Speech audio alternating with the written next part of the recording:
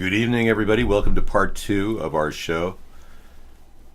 Sometimes we get DDoSed, distributed denial of service attacks, which shut down our program. It happened just now. So I'm restarting with part 2. This is common. You're going to see a lot of hacked up broadcasts, especially from last week when we were in California enjoying Disneyland and doing a show while we enjoyed Disneyland. We didn't stop, except 2 Saturdays we skipped. So you got to understand, I have been working diligently to keep this show rolling along despite all these attacks. Now, this past week, Nikki Haley had a direct conflict with our president over the same kind of issue that she's had conflicts before. People are calling her out, saying she doesn't know what she's talking about. She's fighting back, saying she does. Trump is the problem. He keeps flipping on sanctions with Russia. And Nikki Haley's doing her best to hold it together. But the past week, it got really intense. It was not the first time Mr. Trump yelled at the television over something he saw Mrs. Haley say. Hi, can I help you? Hello? Nobody there. But the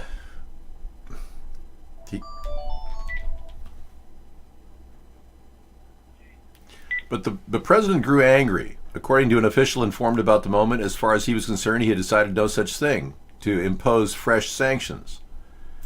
Well, I think there's a rift within his administration, people that want sanctions against Russia because of all their infiltrating in our election. And I got to tell you, this is one of the most disturbing aspects of Trump is he doesn't have an administration that is clarifying what they're doing. And they're not on the same page. And Nikki Haley was caught in the crossfire. I don't think she did anything wrong. I think she's actually doing a good job, believe it or not. She's a smart woman, realizes the need for sanctions. Everybody in their administration realizes the need for sanctions. The problem is, Donald Trump doesn't want to impose sanctions on Russia because he has standing orders from Vladimir Putin to not do that. And if Donald Trump were to impose sanctions, no doubt that sex tape would be put in front of the American people and we would finally see it. So I think Nikki Haley's doing a dang good job. I commend her in her effort to stand around this shifting sand of Donald Trump. He pulls the rug out from under anybody who comes out with an idea that he doesn't like because it goes against Russia. It's ridiculous. What's this all about? Trump Organization gifts the Treasury $150,000 in foreign government emoluments. Wow. Trump Organization donated more than $150,000 in profits to the Treasury to avoid conflict with the emoluments clause, but that's far less than they took in, according to public records. $150,000 is a drop in the bucket when he's been using his office in conflict of interest to make big bucks. Yeah, it's not going to cut it, Donald. And why are you even doing that? You're not going to file your taxes on time anyways, so who cares, right? We haven't seen your 2016 election or 2016 taxes. We haven't seen any of your taxes from 2006 to 2016. Yet you said you would show all of them to the American public. You lied. And this good woman, Nikki Haley, is trying to keep it on the right track to stop Russia from influencing our election and doing anything they want in our country. So Donald is clearly working for Russia. It's just a matter of time before Mr. Mueller does his job and prosecutes Donald Trump, which should be any day now. We're kind of wondering why he's taking so long. Hey, we've got a song that I definitely can play on the show because for some reason I'm not monetized over my song that I created called Mr. Right. You're my Mr. Right, my Mr. Right, too good to be true. You spin my world around, 'cause you're the peace I finally found. You sweep me off my feet, my heart stops to beat, 'cause you make me melt away. You're my Mr. Right, my Mr. Right.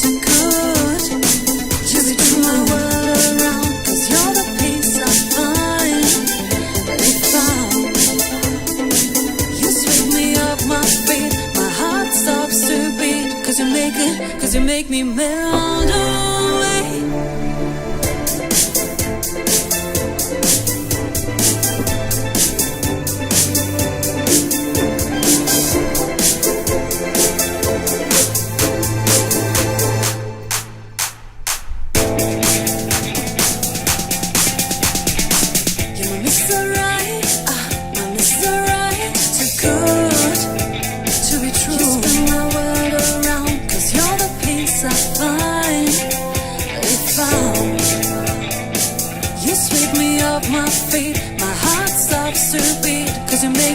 You make me melt away. My Mr. Right, too good to be true. All right. Thank you for coming into the show. We've got a lot of people that just don't understand what we're doing and have no clue as to how important it is that we have a third party. So as the world turns, we see these idiots come into our show on a nightly basis, and they have no idea the importance of what we're doing. They don't even know that we're being censored on a daily basis in our own country. That's how out of it these people are. It's beyond belief how stupid some of the people in America are. And I guess you know now because they voted for Trump, right? Anyone who's still on board with Trump is completely lost. And I'm not the only one who believes that. Congress members are stepping out talking about this. It's crazy. Okay, did you hear about the Fresno State professor that called Barbara Bush a racist? Well, she's getting coverage. I don't get coverage because I'm not a Fresno State professor daring to call a Bush a racist. I can tell you that there's a lot of people right now that are in need of clarity. And, you know, I'm not going to call Barbara Bush a racist. That doesn't serve any purpose. David, I went to a local spring that was constructed in the late 1800s and the water tested at a pH 7.9. Wow. That's good. That's actually good. Alkaline water is good for you. Randa Jarrar, an English professor at Fresno State, went on a Twitter rant Tuesday, mocking the death of former First Lady Barbara Bush. Yep. Fresno State President Joseph Castro later said Jarrar made the comments as a private citizen and not as a representative of the university. Wow. Joseph Castro. Maybe he should go back to Cuba and maybe fill in for Raul, who's leaving, by the way. Yeah, that might be a good idea. She has a right to her opinion. She detests the Bush family, bows out of public appearance. Yeah, she doesn't want to make a comment now that she said it. So, and I'm not going to fat shame her or anything like that because obviously she's way overweight. But it's important to note that America protects her right of free speech. And there's nothing wrong with what she said. And there's nothing wrong with any of you disagreeing with your government or disliking some of your officials.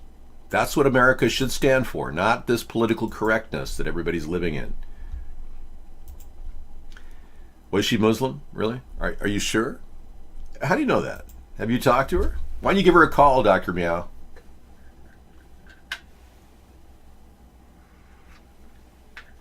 Some of you are very happy about Barbara Bush, and I don't want to, tell you anything more than I told you already last night, which was a complete reveal about her history. But luckily I didn't record it, so you'll never see it again. Cohen would turn against president if charged, counselor warned Trump. Really? Yeah, it does seem like everybody's getting nervous at the Trump camp. That's probably why he and Putin worked out that raid on Syria. Thanks for the link, Scissor Fight. I believe Putin and Trump are working together. That's why that attack on Syria was so careful, and it didn't in any way broach any of Russia's dividing lines. Art Bell died too, Barbara Bush, yeah. We got people, see, Cohen says, former prosecutor Jay Goldberg says he cautioned President that his personal lawyer, Michael Cohen, could be compelled to cooperate with prosecutors. Yeah, that's great. I'd love to read the full story, but I'd have to sign up to Wall Street Journal to do it, so I'm going to pass on that. But yeah, I kind of figured that. I've been saying it for about 2 years now. It's funny how I predicted all of this was going to happen 2 to 5 years ago. Isn't that amazing? And a lot of you should just recognize that I've got good insight into the future. And I can tell you, we are headed toward a crash course in what American democracy is all about. We're going to have to learn to build a third party amidst this nightmare of two-party control. We're going to have to create a solution in the center of the political spectrum that will make sense for both the liberals and the conservatives. And that's going to be the toughest job of all. I liked Art over George Noory too. George Noory is a little too soft. Art had more of a cutting edge to his broadcast. Yep. And Bell never liked Noory. Noory was called in as a corporate guy. Big voiceover guy. An 11-year-old Syrian boy was shown in the video of the alleged attack in Doma. Witnesses that everyone was staged by white helmets. Watch the full video. Okay, thanks. I love fries. Yeah, we showed you numerous cases in our pre-show of fakery from about the Syrian gas attack.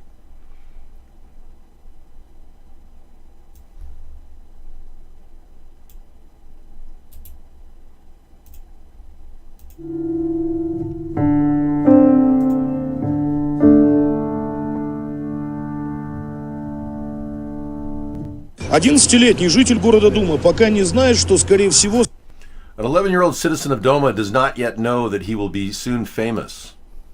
станет знаменитым. Ребенок живой до... A child is living proof that Western states have attacked a sovereign country using falsified data provided by radical Islamists. Доказательство того, что страны Запада напали на суверенную страну, используя в качестве предлога фальсифицированные данные радикальных исламистов. Вот Хасан Диаб 7 апреля. На видео неизвестный... This is Hassan Diab on the 7th of April. In this video, unidentified people are providing first aid to the boy at Doma Hospital after he allegedly was hit by a gas attack. Люди оказывают мальчику первую помощь в госпитале Думы после химической атаки. Ну, делают вид. Обливают водой, трясут, мокрый, испуганный Хасан Pretending to pour water on him, shaking him. не понимает, что происходит вокруг. Wet and scared, Hassan doesn't realize what's going on around him. Уже вечером того дня он был дома. Теперь понятно, за здоровье ребенка переживать не стоит. Вот что мальчик рассказал в эксклюзивном интервью нашему каналу. Here's what the boy told everybody about what happened. كنا بنلعب وقالت امي We were in the basement. Mama told me that we have nothing to eat today. We will eat tomorrow. هلا ما في اكل لبكره اجوا ما لقينا غير عمايته برا. We heard people shouting on the street, go to the hospital. We ran there, and as soon as I walked in, they grabbed me. يعني نروح على النقطة دغري رحنا على النقطة ما لقيت غير زلمة And started pouring water on me. Here's me in the video. Мы показали Хасану ролик, который демонстрировали все мировые He saw himself in the video, quickly recognizing it was him. СМИ. Он быстро узнал себя. Отец Okay, I think I've seen enough of this. I'll play it later tonight. Al Jazeera Radio TV has that. Very disturbing reality right now that we're dealing with. Our government's been pushing this agenda of starting wars. It was, remember back when it did kind of look like Tekwala, it's true. In the old days, back when Gulf War II started, we were led to believe that weapons of mass destruction were in Saddam Hussein's weapons cache. And when George W. Bush went in, he didn't even guard the weapons cache. It was completely unguarded for weeks, and they took all kinds of high-grade explosives out. But the government who went in never found weapons of mass destruction, but they let all these terrorists get a hold of low-level, or rather dangerous explosives that have been used in Iraq ever since.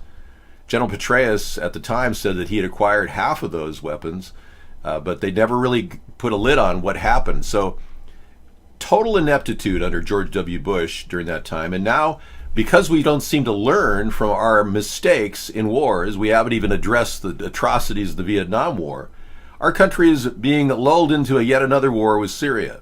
A very disturbing reality that is not going away. And we, the American people, are becoming more and more tuned in and awakened to this technique that the government is using. CIA delivers a message to the State Department, they fall for it, and they believe it's real, and then everyone starts saying, oh, the terrible, terrible Syrian chemical attack. And Russia has been rather patient in dealing with this by allowing us to continue this not good policy. But I think about 2 years ago, Russia realized that America is not going to change their ways. So now I think that they actually helped Putin might have helped, I'm going to say might have helped Trump orchestrate this very calculated maneuver so that they would have a reason to attack some other place in the world, because now they're saying there will be dire consequences to America after what we did. So if Trump is doing exactly what Putin tells him to do, this entire model of the very careful strategic hit on Syria fits right into that puzzle. So now they can attack Ukraine and feel justified. It is very clear that, to me, that Russia is controlling Trump with some leverage of some sort. And even recently, when Nikki Haley went against Trump, Trump was a very angry. Oh no, there's no sanctions. Trump has been waffling on the sanctions and refuses to implement them for a couple months now. And it's pretty obvious that he's being told by his advisors, we need to impose sanctions. And he's going, well, I really don't want to do that. Yeah, because Russia's going to show the sex tape. I'm sure he's getting calls in the background from some cell link he has with Vladimir, because we don't even know what's going on in the White House. We don't know what's going on in the Oval Office. He could be getting calls from Putin right now because we have no eyes and ears in the Oval Office. And when our government found out that he's not recording any conversations with Comey, yet he warned Comey that he would, you better hope these tapes aren't shown. We still don't have any audio tape of what's going on in the White House, in the Oval Office. It's crazy. This is the first administration in our history that doesn't record their conversations in the Oval Office. So it looks to me like Trump is up to some really bad things in order to get elected. I don't like Comey. And I don't blame Republicans for being angry at Comey. I think Comey's all over the place. He's made bad decisions. And I was even the one that said early on, I think he should be prosecuted and fired. But it wasn't Trump's position to fire him once he became president. It was Barack Obama's position to fire Comey. When Trump became president and then got information from Devin Nunes, illegally by the way, about the investigation, Devin Nunes was not prosecuted, the House leader in the investigation. Devin Nunes has had no even reprimands or warnings from anybody in the House about his illegal activity of sharing the entire case with Trump. But then Trump went ahead and fired Comey, inviting the Russians into his office the next day, or it might have even been the same day, I'm not sure. And then Henry Kissinger the following day. It's as if Trump was just flashing in front of our face how connected he is to Russia and how they influenced his decision to fire Comey. He felt relieved when he talked to Kislyak at the White House privately without the U.S. press involved, with a secret Russian press agency in the White House. He felt relieved that he had gotten rid of this Russian investigation. He actually said those words, which shows absolute and utter complicity and collusion with Russia and definite obstruction of justice. I think the fact that the FBI former director is selling a book is a disgrace. I do. And he turned the FBI into a circus. I don't trust a word the man said, but I do agree with the man that it could very well be that Trump is being manipulated by a sex tape, possibly. So I'm in a very strange position that I agree with some of the things Comey said, but I don't think Comey's got it all together. He made big mistakes, and Trump should be thanking him for talking about Hillary and opening an investigation into her 11 days before the election, which is clearly a bad move for him to make, considering he was also investigating Trump and his dossier at the time. He had the dossier 5 months earlier. Comey didn't mention the dossier 11 days before the election, did he? He just talked about Hillary being investigated. So Comey I don't buy his excuse. He says that he knew that Hillary would win, so he didn't think it would affect the election. It's the most retarded excuse I've ever heard from anybody in power.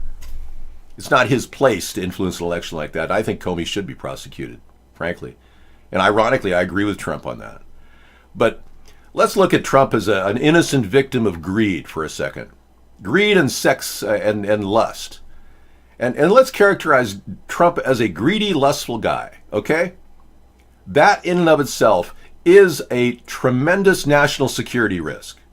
And our government allowed this to take place. So they're just as complicit as Trump in this nightmare that that's now ensuing with Mueller continually investigating and popping all kinds of information out in the press every day. Yeah, he covered up for Hillary, but then he screwed Hillary in the long run. So his testimony is irrelevant. Even if Comey obstructed justice, it's still irrelevant. Donald didn't have the right to prosecute him or to in any way fire him at that time. Because Donald was aware of the prosecution that was going place, the actual investigation that was going forward, he acted on that information and then fired Comey, which is not his place. It should have been done many months before when Barack Obama was president. He was the only one that could have legally fired Comey. Trump couldn't do it because he was under investigation. So that is in and of itself obstruction of justice. Now, Trump is also using the government to justify our relationship with Russia. He's saying that the Commerce Department is saying that our economy depends on Russia. I have seen not one single stitch of evidence that verifies that. We compete with Russia on almost every front. There's no way we would benefit from colluding with Russia. In fact, they would benefit. And I think that's what they were planning when Rex Tillerson took office as Secretary of State. They were planning on getting the price of oil up and ending sanctions. And it's pretty obvious that's what was up. And that's why Trump threw Rex Tillerson under the bus recently and wants to put Pompeo in as the Secretary of State. So what we're dealing with is a completely chaotic government caused by a man with a loose lip and tweeting all the time, acting like a child. This is not the role of the president. In fact, I don't think he should tweet. I can't even believe I'm saying that, but I think it's pretty obvious that he's screwing everything up. And most recently, this is the tweet storm that's going on with Trump. He actually posted the wrong year when providing condolences to the Barbara Bush family. The wrong year. And it took a couple hours for them to delete the tweet, but people are saying, dude, you can't even get the year right that you're living in. How can you even begin to tweet on these issues? Anyway,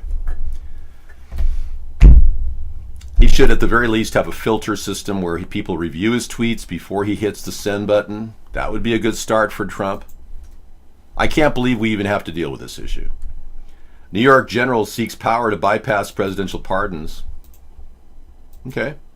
New York Attorney General seeks the power. Looking for power. Wow. Well, Eric Schneiderman, New York Attorney General, wants the power to prosecute presidential aides if they are federally pardoned. Everybody's kind of maneuvering in anticipation that Trump is going to pardon a bunch of his cronies that are going to be charged with crimes by Mueller, and New York is trying to get their own independent mark. This is really kind of a litigatory nightmare ensuing, and it's going to get worse. It's not going to get any better anytime soon. Because of this lack of clarity in the White House, we now have a cavalcade of mistakes and reactions from the people at large trying to respond to the idiocy of Trump's cabinet and all of the people involved. So we'll see what's happening. That's the good part about this show, is we get to watch this play out. So how's everybody doing tonight? You believe everything's fake news? It's all a hoax? A lot of Republicans think everything's fake, and they won't listen to reason. And a lot of Democrats are of the belief that Hillary would have been better. I'm sorry, but Hillary would not have been better. She's just as connected to the New World Order as Donald Trump is. And she's got dirt on everybody. It's like these people are power hungry, and they don't realize their job is not to bolster their personal finance ledger. Their goal should be to help the American people build jobs and create low-cost housing and get us out of this economic doldrum that we're in right now. No, my hair is very real. Nope, it's real hair. We do have a Wig Wednesday, though. I thought maybe I could, try one of my hair pieces on, just for laughs. Let's see what I have here. Wig Wednesday, right? We talked about that. Let's do this one.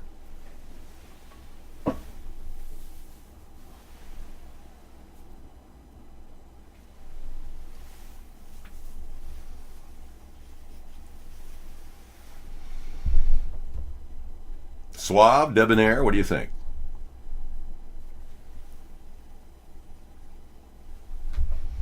This makes me look a little younger, actually. Yeah. And if I put my glasses on, I kind of look like a burnt out surfer looking for the next wave. Dude, what's going on, man? For sure, dude.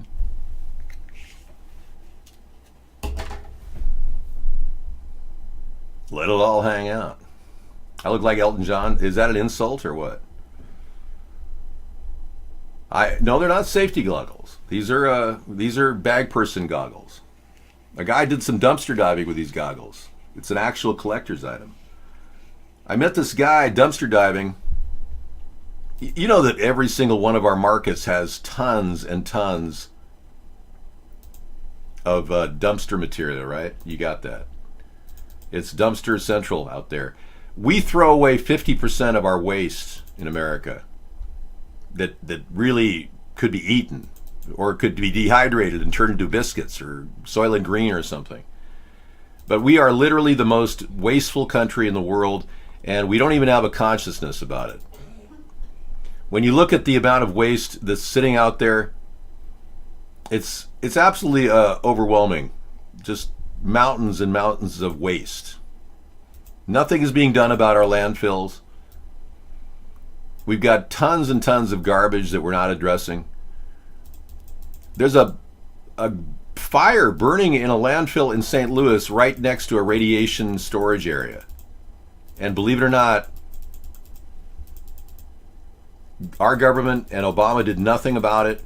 And the people that are downwind from that garbage are actually dying at an alarming rate. No, Trump won't talk about waste. His whole life is dedicated to just wasting things, so he doesn't talk about waste. But the reality is, government is doing next to nothing, and what we're encountering now is in St. Louis, 1 out of every 5,000 people is getting brain cancer. The national average for brain cancer is 1 out of 50,000. So there's clearly a problem with the St. Louis radiation dump and the underground fire from a waste dumpster. It's a large area, a place that really should not have ever happened, and we're letting it. So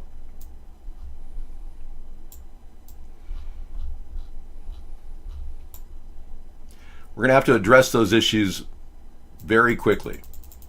I anticipate having to go into that St. Louis dump with massive tractors, and we're going to have to move and create a firewall of some sort so that people can be protected. We're going to have to cap the landfill. It's going to be a really difficult challenge, but again, we're not even beginning to take on this problem. Take calls? Okay.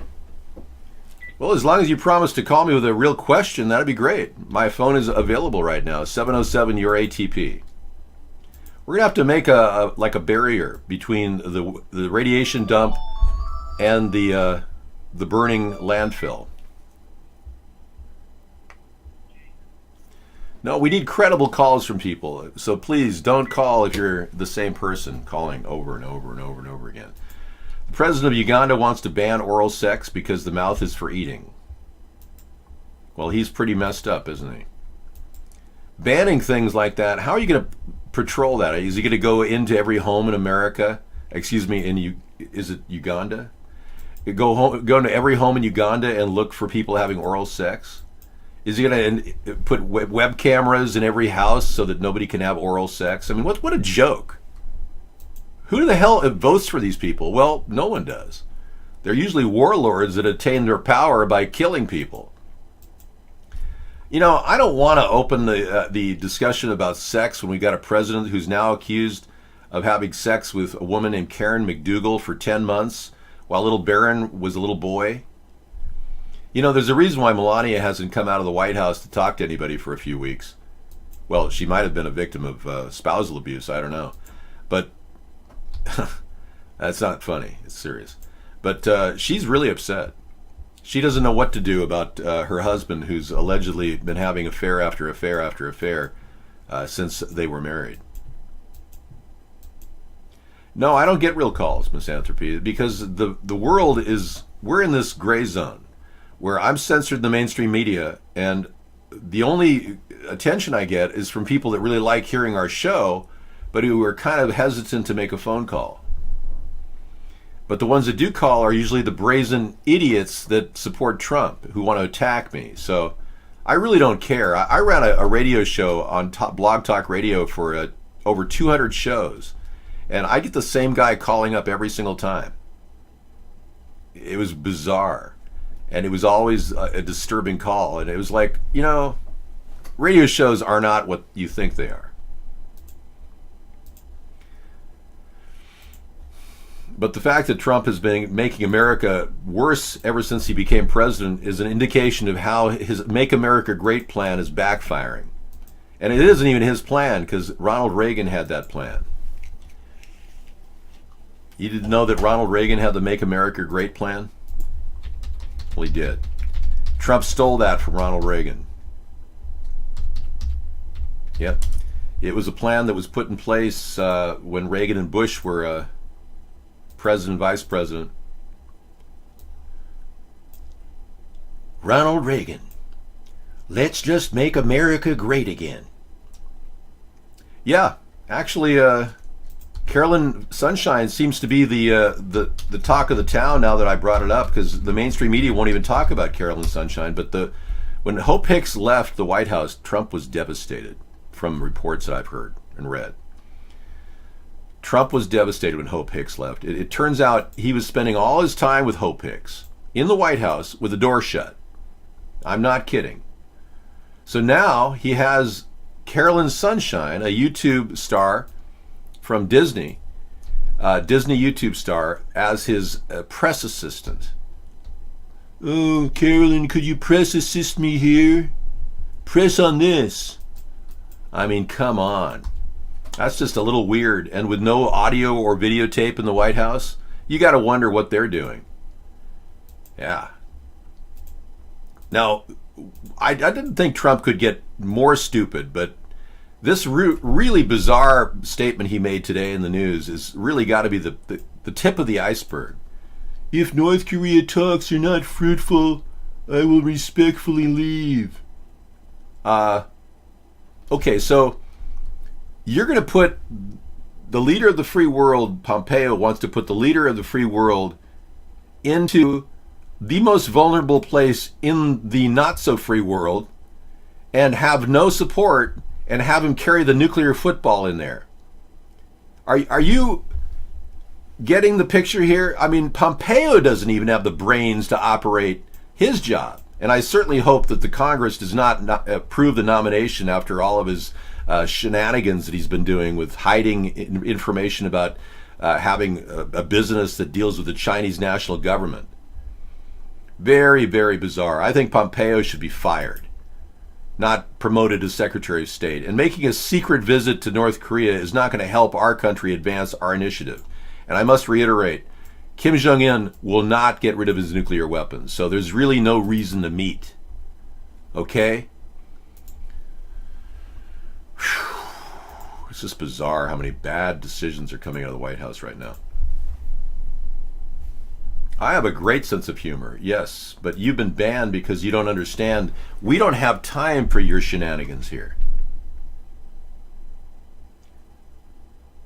Twinkerbell, this is not a contradiction. When I say Trump is the leader of the free world, the world is not free at all. Okay? The world is hardly free.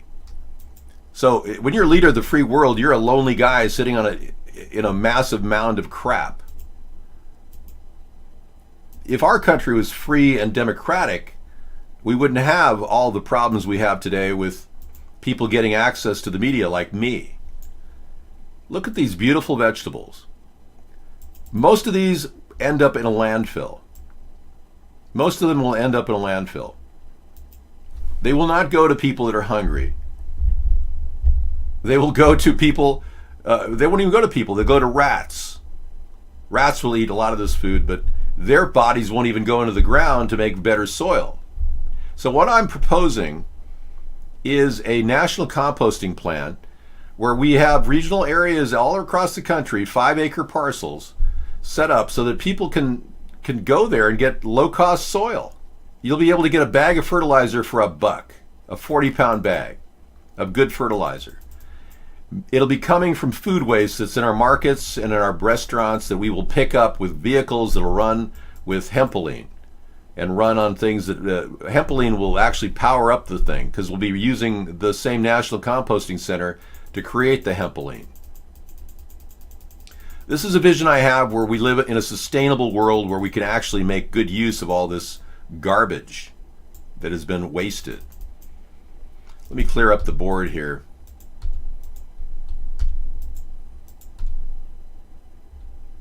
Trying to find my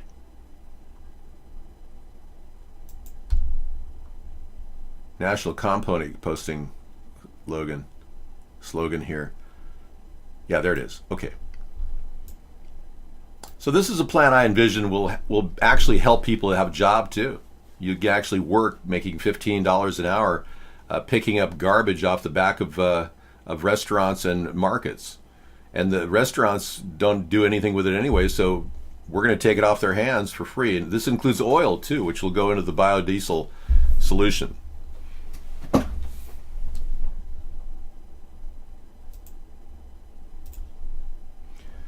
Okay, Pumpkin Hunters, I'm sorry, I did not mean to ban you. Juan, you're not welcome here. Whew, wow. Kind of sad that we got people like Juan coming in the room. You know, if this was a private club, most of you wouldn't be invited. But luckily we're free and democratic in our theories here, so we want you to come in and talk. No, Max Headroom was written about me. I preceded Max Headroom by 2.5 years. I did a comedy routine at the Comedy Store for Amateur Night. The hair? It's Wig Wednesday. You didn't know, Kardashian? Maybe Juan didn't know either. I'm going to go ahead and give Juan a second chance to come in here. Yeah, this is Wig Wednesday, so I'm not full mental at all. I'm just wearing a wig. Not that I needed to wear a wig, because my hair looks great, but it's just somebody said, hey, it's Wig Wednesday, so put it on.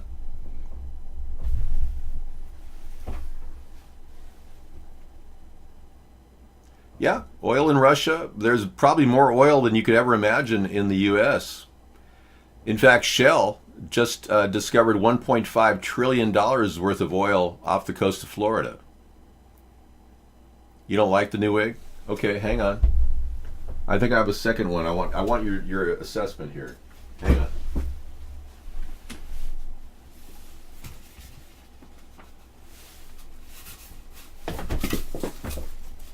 All right, what about this one? Let's try this one. Hang on. Yeah, I have to do a little shtick on Wednesday because it's hump day. And not because you're going to go hump your girlfriend or your boyfriend or your transgender friend. It's because it's the middle of the week and we need to mix it up a little bit. We can't just do this show without mixing it up. Hang on just a second.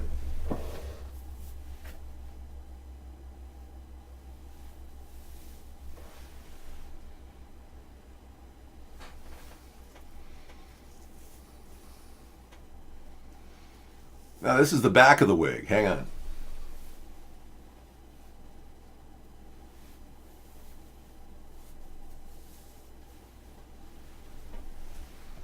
Oh, we're almost there. Just a slight adjustment. There we go.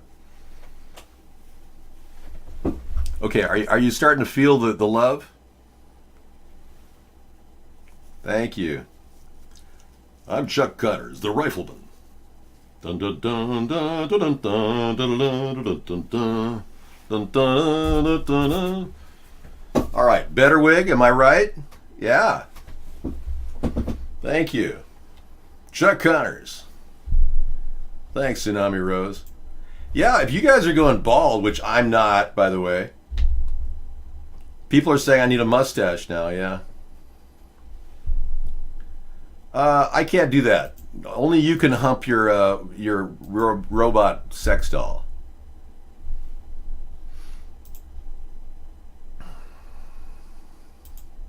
So this is the woman that most of us would probably just dream of dating, but Donald Trump had to have sex with her for 10 months, according to her, and she can now speak out. Karen McDougal. She, the ex-Playboy model, freed from contract with National Enquirer, which was holding her down. The publisher of National Enquirer said he'd do anything for Trump. She can now freely discuss the alleged Trump affair she had for 10 months. So it's not like Stormy Daniels, who had sex once and kept the dress he spewed all over. Apparently, Karen had a really intimate relationship, and she really liked him. I mean, she felt touched by the whole thing, and I think this woman is a beautiful woman, and she certainly, like Stormy Daniels, having done some erotic photography, is more than willing to talk about her experiences. So I think this should be a big, interesting week and month coming up about her talking about what she really did do with Donald Trump while he was married, as he committed adultery, which is a mortal sin under God. Okay, so, sorry to lay a trip on you there. Yeah, 10 months, yeah. Trump's a lucky guy. I mean, all that fake money got him these beautiful women. I mean, he doesn't seem to have control over his libido. How is she any better? I'm not saying it's better or good. I'm just saying this is what he had going. I mean, this is a problem. It's a character problem, much like Bill Clinton had. David, why isn't the Upstream chat up? I can't want the show. I'm here. What are you talking about? iVlog is not on? I see video on my end. Something's wrong with your end. I don't think anybody could be hotter than Latvian girl, except for Sarah. But thank you. There was a woman that came into our show 6 months prior to the election when I started talking about Trump and the Russians. And I was the guy that led on this issue. And she, this woman, came into the show. She's clearly a plant from Russia. Some sort of a psyops attack on our show. And she was very beautiful. My first video from her was like, what? Hey David, Latvians love you. David Sponheim for president 2020. You heard the kiss there, right? And then she got a little bit more in. She actually was upset that people were saying she wasn't from Latvia. Hey, since people in the chat didn't believe that I'm Latvian, hey, te nu es esmu latvieta, un es nevienam nemeloju, un es runāju latviski, tā, jā, davai, aiziet, kā jums visiem iet. We had a Latvian expert analyze her speech patterns. We found that she was actually faking her Latvian accent. I believe she might have been Mossad or possibly Russian. But one thing I commented to her about was her English accent was perfect. It's like she was trained. Da. But I think that was just a big attack on our show. She even had a friend that said she liked our show, and this looked a little fake too. Hey everyone, I'm from Latvia. David, you're huge in Latvia, so many thousands watch you here. We hope when you become president in 2020, you will come visit. David, Sponheim for president. So I didn't know what to take of this, but it did occur to me that she was trying to lure me into a chat. And that was disturbing, because I don't do private chats with women. You know that there's this woman, famous woman from our past, the Sponheim girl, Candy Rain, has never had a private chat with me.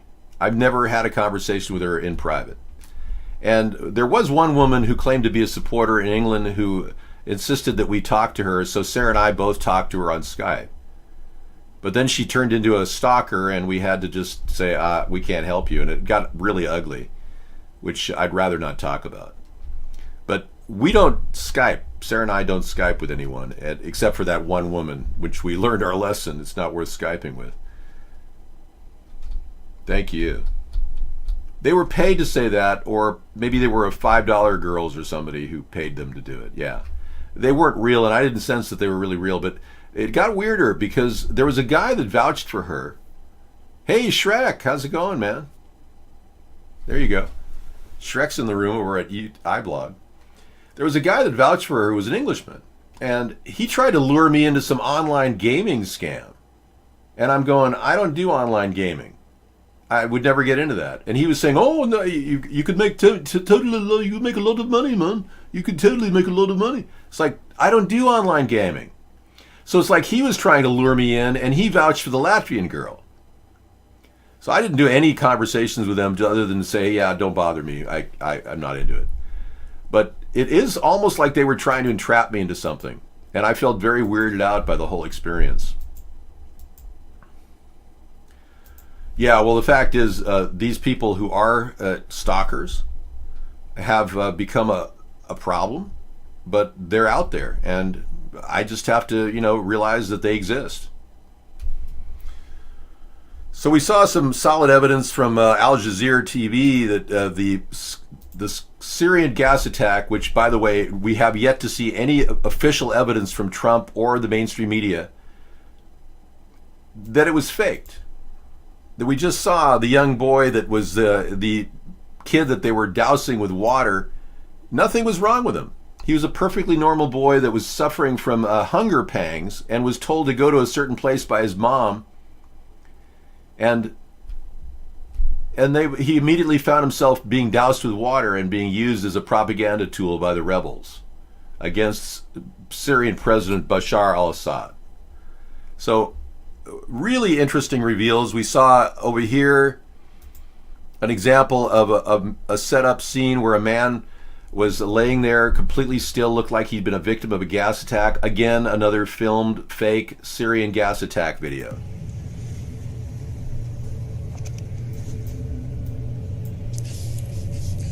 Wait.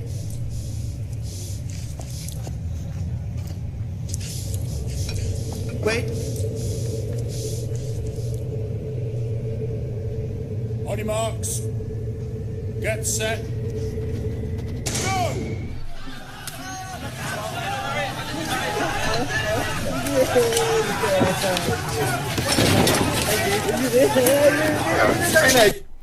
They think that we're all idiots. They really believe that we're all idiots, that we're going to fall for this, and that they're going to get more money from the government. One of the reasons why they do this is because I'm sorry, hundreds of thousands are not able to see us on Ustream. I'm going back up on Ustream. Thank you, Torn Booty. I didn't realize how many people are watching our Ustream feed. Hello, everybody. Welcome to Ustream. Because you don't chat in the room, I sometimes think that no one's watching. The New Delhi UHF feed is stacked. Thank you. Welcome, everybody. We had a DDoS attack, distributed denial of service, and I had to produce a second version of the show. So welcome back to the show. You didn't miss much. You are big, important viewers. I don't mean to make you sit waiting. I forgot to add the Ustream to the list when I came back. We were attacked, yes. They shut us down. There are a lot of people that don't realize how many people are watching our show, and the ones that do realize it are trying to stop us in any way they can. Sniper, I've never had a problem. You're the one that thought I was attacking you. I'm not looking for a problem with you, money. I told you when I first met you in here that there was another person using your same name that was a real bad troll back in the early days, around 2010. You came in right around 2011, 2012. So I've never had a problem with you, man. You must think I hate you or something. I don't. And then there was yet another video that Scissor Fight brought us, showing kids all gathering for a day of pretend to be victim of a sarin gas attack.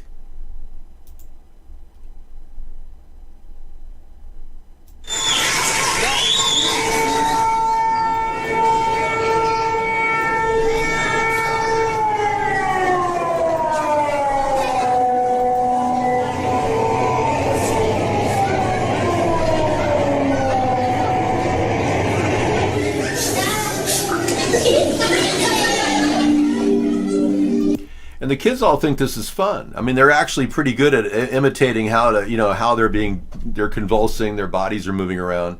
And if you didn't know this was fake, you'd think it was real.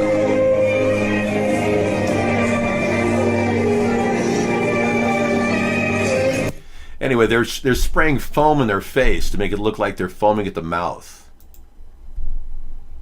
Okay, you streamers, you're up and running. Thank you. Welcome to the show.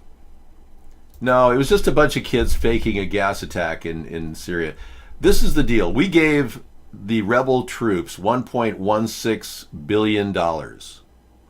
That's a lot of money for them to get under Obama. Trump, upon my recommendation, ironically, cut back on the rebel support. And some people were thinking he was even going to pull out. Well, the CIA didn't like that, so they put together a new sarin gas attack fake event and then justified this recent targeted hit.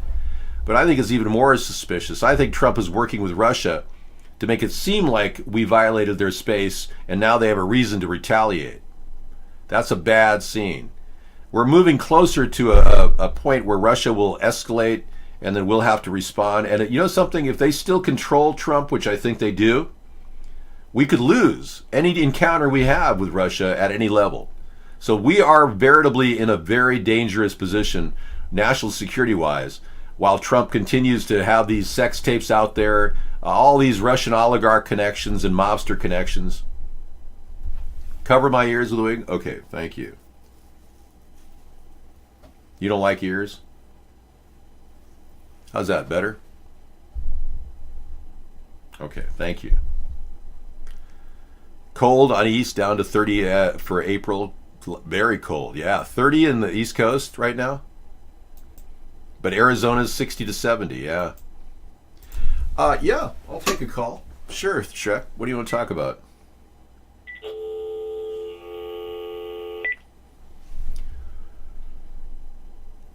Twinkerbell, I was trying to turn the only positive thing about Trump into a positive. It's actually a terrible thing, his unpredictability.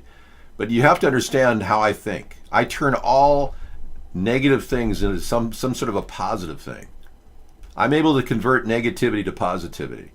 It's a very rare talent.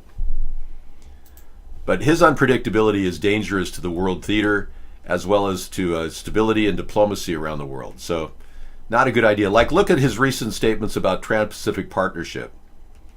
I was the one that said, don't sign it. He said he wasn't going to sign it. That's good. But then just a couple weeks ago, he said he's thinking about signing it. And now he's saying he's not going to sign it. He's all over the place. And it doesn't make any sense at all. Trump wanted out of Syria, and Israel didn't like the idea. 5 minutes later, there was a sarin gas attack, supposedly, which can't be verified. Another chemical attack, a war crime no one even tried to prevent. So basically, Trump was following my advice by pulling rebel support and not funding them. So the CIA just generated a new sarin gas attack and then a targeted hit, blowing off about $300 million in total of Tomahawk missiles over the first and the second raid. So maybe the government just wants to reorder Tomahawk missiles. I don't know. But it does seem like Trump and Russia are working collaterally and together on this issue.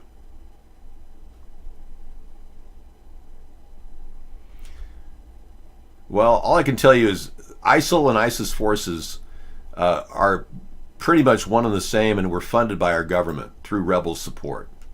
That's the problem. And we even know way back in Obama's time that these people were getting funding directly from our military. ISIL forces in Iraq were getting funding from our military, and he even said it right in front of the American people.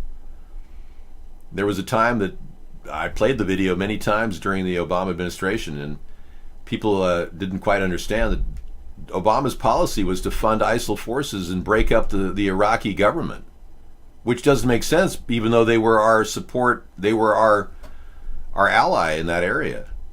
And Iraq, by the way, is smart to stay out of these wars. They've all openly said that they won't provide any safe haven for any people involved in a Syrian attack. But yeah, we have video of that somewhere here. I just don't have it in front of me.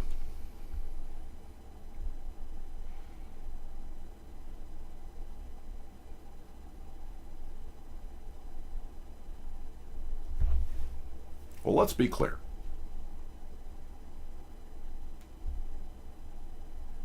There's so many stories we were unable to really talk about with Obama.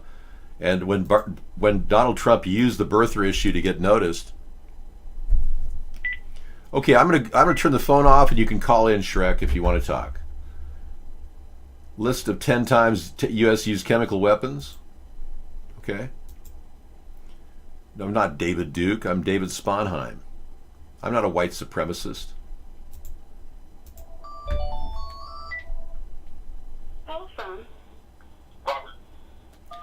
Okay, how you doing, man? What's been happening in your life? Hey, long time no talk. How you doing, sir? Good. Yeah, it's been pretty crazy in the news lately. All this stuff happening. No, you were 100% right about President Trump. And everybody's hearing this first from me. I have a feeling that he has an itchy nuke finger right now. And everybody better bow down and say some prayers. Yeah. Because this is not what we need. We do not need a war. Right. We need to love one another. We need to be there for one another. Right. And this warmonger, it's not good. There needs to be peace. And if Mr. Kim Jong-un, wants to have a nice little meeting with President Trump to try to, calm whatever type of, what's the word that I'm looking for, Dave? It's, animosity, anger that we might... Yeah, animosity and everything else, but, this also, with Vladimir Putin, this is what I'm thinking about Vladimir Putin. This could be a huge, just smoke and mirror thing for the deep state. Everybody thinks that, this whole Russian collusion thing, which there is obvious proof out there of it happening, but what if President Trump is trying to give smoke and mirrors to everybody about that we're keep your friends close but your enemies closer type thing. Yeah, I'd like to think that, but Trump is not that smart. That's the problem. No, absolutely not. And with this whole thing, it's all about padding people's pockets right now. Yeah. And honestly, every Democrat out there, most Democrats out there, and this is the way that I'm feeling right now, buyer's remorse. Yeah. Unfortunately, it's buyer's remorse. Everybody back in the day when Barack Obama, after his first term, Democrats all over Chicago were like, we made a mistake. We screwed up. Well, there's a lot now. I'm not Republican. I'm not a Democrat. I'm not conservative either. I would like to think that I'm more of a third. If there was a third party, I'd love to be a third party. But, the push isn't there yet. But what about like a libertarian stance? Yeah, unfortunately, libertarians don't really have a plan. That's one of the inherent problems with libertarians. They don't have a plan. I wish they did. Do you feel that we are on the brink of a nuclear war? I don't believe we are. I believe that we're on the brink of a conventional war with Russia. That we could very well be, our Air Force could be tested against their Air Force, because I think the bigger players, the monetary elitists, really want to see who's got the better Air Force. I think that's sick. There's something involved here. They want to test our weaponry. They want to use weaponry so they can order more weaponry. I don't think that there really is a threat of nuclear war at this juncture, but I think once the air war starts, the immediate threat of nuclear war starts at that point. So did you hear that Vladimir Putin actually started putting some of his Navy ships at the Mediterranean Sea? Yeah, he's maneuvering rapidly to prepare for a strike somewhere. This recent tactical strike by our government against the wishes of the Russian government is giving Russia a license to have consequences to America. which says Russia's looking for an excuse to start another attack, maybe on Ukraine or somewhere else. So it does seem to me like Russia is behind this as well. Look, I'm of the belief that Russia and Trump are still in play, that they're using various means to control him, whether it's money lent to him by Deutsche Bank, the $300 and $400 million they lent him, or if it's the money launderers that lent money to Deutsche Bank and want their money back. Who knows? But there's something going on there. And then the sex tape, I think, very likely could be real. And that's why we're... Go ahead. Do you think that when the feds raided President Trump's lawyer's office, there were things in there such as possible, his tax information that he vowed that he was going to release? Yeah. Do you think that maybe there is evidence of some kind of Russian collusion, if it wasn't with President Trump, somewhere within his administration? Definitely. We know that. Could there also be payoff receipts? Yeah, that's what somewhere? As soon as the story about Michael Cohen having audio tapes between him and Stormy Daniels' attorney being revealed, now they're trying to suppress that evidence. Various maneuvers are going on in court to hold us back, and then there's going to be a question as to who's going to decide what to present in evidence as protected by attorney-client privilege or not, because there's a lot of things still in play. But as soon as that happened, then the fake Syrian gas attack had happened. So it looks like Trump is using this as a diversion, at the very least. But more importantly, if Russia is asking him to do this, then they're looking for a reason to attack us or some other country at some time and strike. So this is only pushing us closer to the brink of a conventional war, which will ramp up to a nuclear war, possibly. So I'm trying to avert all that by talking about it. Yeah, absolutely. But so my last and final question, and then I'm going to end with a statement, is so with President Trump now under the microscope and everybody just taking rightful shots at him, do you think that in 2020, when you are elected as, and I say when, remember how I used to say if, when you are elected as President of the United States in 2020, do you feel that you're going to be under a heavy microscope? Yeah. Now, and in return with another question, do you feel that people are going to discredit your health, your stamina? I can tell you they have no way of discrediting me. I've been doing a show every day for 9 years without skipping a beat, even on weekends. And even on our vacation down to Disneyland, we just posted our YouTube videos of our time down there. I was broadcasting from motel rooms and from friends' houses. We never stop. I have the ultimate stamina.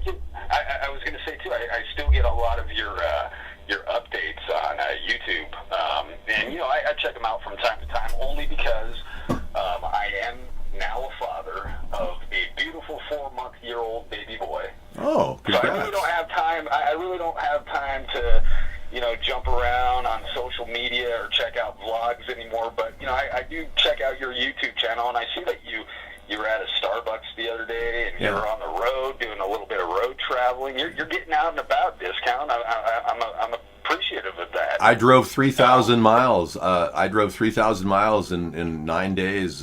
We went down to LA. It took me 2 days to get there, and we took 3 days to come back. And in the middle, we went to Disneyland, and I walked among all the people down there. It was amazing. I'm actually quite happy that I went down there because I think LA is a pretty nice place and people are doing pretty well, and there's not a worry that there's some major problem in Los Angeles. So when you went to Disneyland, what was the most minority that was there at the time? Well, the Mexican Americans, whether they're legal or not, or whether they're Americans or not, they're prominent now. It's more than 60%, and that's what really kind of made me feel good about the experience, because it was a pleasant experience. I had conversations with people that were gang members that had went to Disneyland because they actually thought it was a place to hang out with their kids. I mean, the MS-13 was there. I mean, I walked through a line with a guy with tattoos, gang tattoos all over him right in front of me, and he didn't have any weapons on him. And he went there with his kids. It's like, once you get to Disneyland, it becomes like a surreal experience. But at the same time, crime is pretty low in Los Angeles. It's not as bad as people think. So I was really pleasantly surprised. What's your thoughts about California wanting to split off into, like, what was it, 3 or 4 different states? I'm against it. I believe that California has a debt liability that's not going to make that possible. What California has done financially is a disaster and needs to be addressed. We got to get them on the right track financially. We can't break up a state that's already deep in the red. But Got it. I'm assuming they were MS-13. They were tattooed up, okay? I'm trying to respond to chat here. I'm assuming they were MS-13 because they were... But I was standing right next to this guy and say, yeah, you want the bathroom? Yeah. It was kind of amazing. It's just like, it didn't matter. You know, people were there. It was a good, secure situation. Disneyland does a great job with security. Everybody checked their bags. There was no dangerous guns or knives in the place. It was really kind of idyllic, actually. Anyway. I'm glad you had a great time. And my last statement is I'm so proud of you that you're continuing to fight the good fight for America.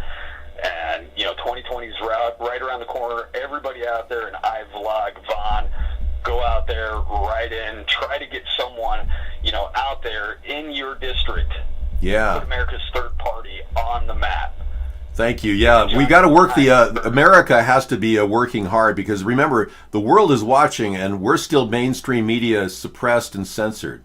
So it's still ongoing. But has anything else changed on your platform as far as, I don't know the last time that, I was actually in your show. But I do remember the whole blimp plane. I remember the... what was it, $400? Yeah, that's a new innovation. The $400 a month per U.S. citizen was our idea of Baseline Plus. I just put a number on it, and it's a basic income plan. And the big thing that happened from 2008 to 2009 is I dropped a reinstatement of the assault weapons ban, and now I'm saying to all gun right people that I will not implement gun control, and it's off the table. We won't talk about gun control. We got bigger problems in our country to deal with than gun control. That's the agenda of the New World Order, and we don't want to talk about that. And I'm so glad that you mentioned the Second Amendment and the right to bear arms. So President Trump, what was it, about a month ago, he came out and he talked about, putting limitations on, or what do you say, taking the guns in due process second. Now, he that's was wrong. About the Second Amendment during his campaign and everything, and now he's backtracked on that. What makes us, the American people, so sure that you wouldn't do the same thing? Well, I said gun control is off the table, and I mean it. I can't go there. We can't dye up our conversations with gun control. There's too much division in our country over that. And most people want a right to bear arms. The other ones, the people that are running around like this ridiculous young kid who's getting free ad time, David Hogg, this is an agenda of the New World Order. And as soon as we wake up young people to what they're trying to do, every single Holocaust in the history of mankind has been preceded by that type of gun control, and I won't have it. So it's off the table. We won't talk about it. First and foremost, people, if you're wanting college kids or high school kids to make laws or determine laws on Second Amendment, gun control, people who carry legally and responsibly, if you're relying on high school and college kids to do that, think about what they were doing a few months ago. They were eating Tide Pods. Now they're starting to stuff condoms up their nose and pull them out their mouths. Come on. These are the people that you want making your rules for you. No. Go ahead and do it. Yeah, exactly. So you got a real challenge ahead. Having children in this world is a real challenge, and you're amazing for doing it, being a father. Congratulations, and try to feed your kid. I will say, though, there will be no public schooling. Absolutely not. That's good. In the future, there will be no public schooling. That's good. Yeah, just focus on getting good nutrition into your youngster there. Make sure you focus on trying to buy non GMO food, not genetically modified food for your kid. Try to focus on that. Try to avoid corn chips that are not that are genetically modified, because that's the one thing that is really all over the place. We have to avoid. Organic is good too, but organic, non-GMO, baby Gerber food. Yeah, there you go. You'll be very happy to know too that the uncle of my baby boy Rodney actually sent me tons of diapers and formula. So Rodney's your uncle? Rodney is. End of conversation. All right. Wow. Jeez. Rodney's his uncle? Oh my God. Can't believe I'm having a conversation with this person. Can you believe that? Wow. No, we're not taking any more calls. Sorry. Jeez. Rodney? That came out of left field. Wow. That's strange. Yeah, I can't talk to anybody like that. All right. Moving on, let's talk about the real chemical waste that's being dumped on our head. Welcome to Chemheim Trail Spawn. Yeah, I'm beginning to think that Rodney's using a voice modulator and sounding like Shrek. I didn't think it at first, but I'm beginning to believe that that was Rodney. Yeah. Yeah, I think he's using a voice modulator. I do. Because I can detect vocal differences between Rodney and Shrek, and it's got to be coming from a voice modulator. Okay, we'll get to the chemtrails, but first, a word about Tony Podesta. He lost it all. A Washington power broker with strange images of Jeffrey Dahmer's dead victims in his art collection. The Democratic lobbyist had money, connections, and a rarefied art collection. Then came a divorce, Paul Manafort and Donald Trump, and his world came crashing down. Tony Podesta in a stairwell of his former office in D.C., flanked by, whatever. Okay, his lobbying firm ended 2015 with $30 million in revenue from more than 100 clients, spanning all over the place. Now has no income, or very little. No, I don't think so at this point. Well, I just heard him say that Rodney was his uncle. I'm like shocked. I can't take calls from Shrek anymore. He knows how I feel about Rodney. Rodney's making all kinds of strange... Yeah, Rodney's a voice actor, but that's not Rodney. That's Rodney filtered through some sort of a voice machine. It's not... I'm beginning to think that Rodney's using a voice modulator, because I can detect nuances, very slight nuances, and it didn't sound like Rodney. It's a deep voice like Rodney's, but it's not quite like it. So I think he's using a voice modulator. All right, so moving on, we've got chemical waste being dumped in our skies on a daily basis. And many of us used to wonder, well, what are they doing with... Oh, he has a lot of voices. Rodney has a lot of voices. Because you have Rodney as your uncle. That's why. Yeah. I mean, you could stay in the show, man, but I can't take your call anymore. You have no idea what Rodney's done to our show? You must have really been away a long time, man. Yeah, you said he's your uncle, or your baby's uncle. It's like, are you married to Rodney's sister or something? It's just too weird. You stepped off the ledge there, buddy. Rodney's been very rude here. Yes, DT Laura. And for you to even recant his name in our show is like, that came out of left field, man. I can't take your calls anymore. Sorry. But thank you for your support. Hey, you know, I don't know. Your choice to be with somebody, I would never, ever associate with that guy. I'll tell you. What are you, I'm talking about Rodney Dangerfield? No, I'm talking about a guy who's been trolling our show for years and has been very, very mean and ruthless every time he calls. I think he does work for AIPAC. I think Rodney works for powerful people in Washington and in Hollywood. Okay, I'll talk about chemtrails when I get back, because obviously we have other things to talk about. Hey, if you can spot the UFO in this picture, you're better than most people. Is it behind your head? Oh, take a look. Yeah, see that UFO in the background? I think that's a bird. Now, birds don't fly in straight linear directions. They usually have slightly different pathways. Baby Uncle Boozer Rodney? Guess 591 said that. Looks like a plastic bag. Okay. Well, we're back, and the Milky Way is floating behind us. We'll just get into the show. Sarah's going to give me a break so I can have some vegetables and enjoy my dinner. Was it okay? Did you have some food? I overcooked your chicken, but That's fine. It was better that way. yeah, at least it had a crunchy effect. All right. Yeah. We just had a call from Shrek, and he said that Rodney is his baby's uncle. Rodney is his baby's uncle. Now, He had a DNA test? I don't know. or It's just, something like yeah, that? you may want to get a DNA test on that. Wait, his baby's uncle, meaning that either Rodney is his brother or Rodney is his baby's uncle's Wife's husband, his brother, yeah. his baby's mother's brother. I don't know. It just got a little weird there. So but is Rodney either is kind of like his brother-in-law or his brother? What is it? I don't really care.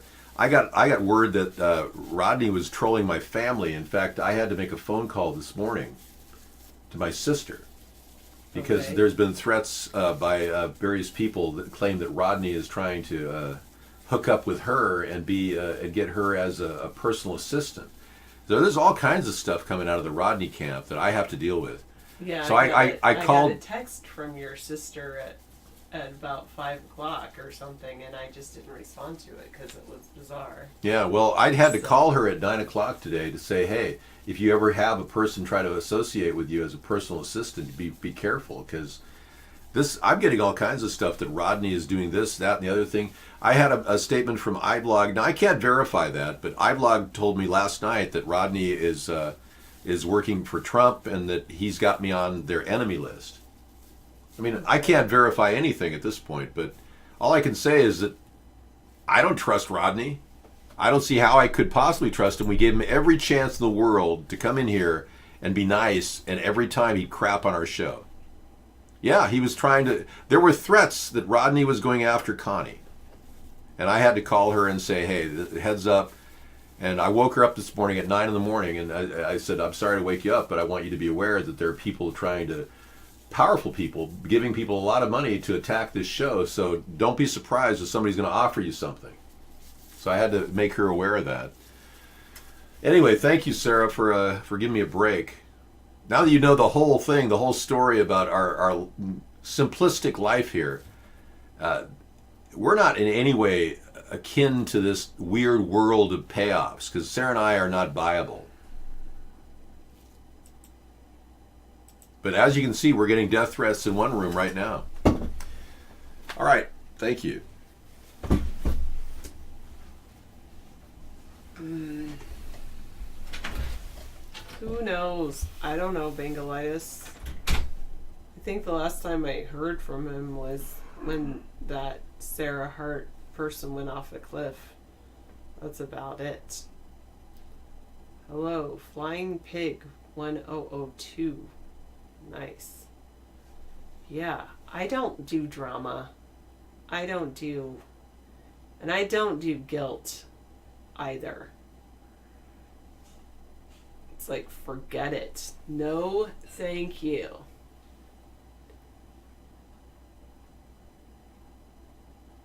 Wow. Yes. I underestimate what I know. I like Einstein's quote, the more you learn, the more you realize how little you know. Who knows, Tsunami Rose? Either he's his brother, he's himself, or either Shrek is Rodney, or Shrek is Rodney's brother, or Shrek is basically Rodney's brother-in-law. Whether they're married or not, but saying your baby's uncle. You're laughing, but I'm trying to figure it out. I don't care.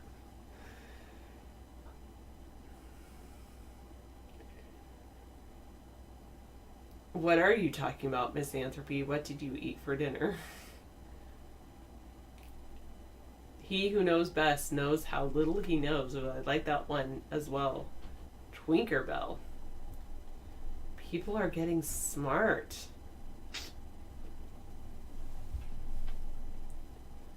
I have a galaxy behind me, above me, around me. So do you. You can see through.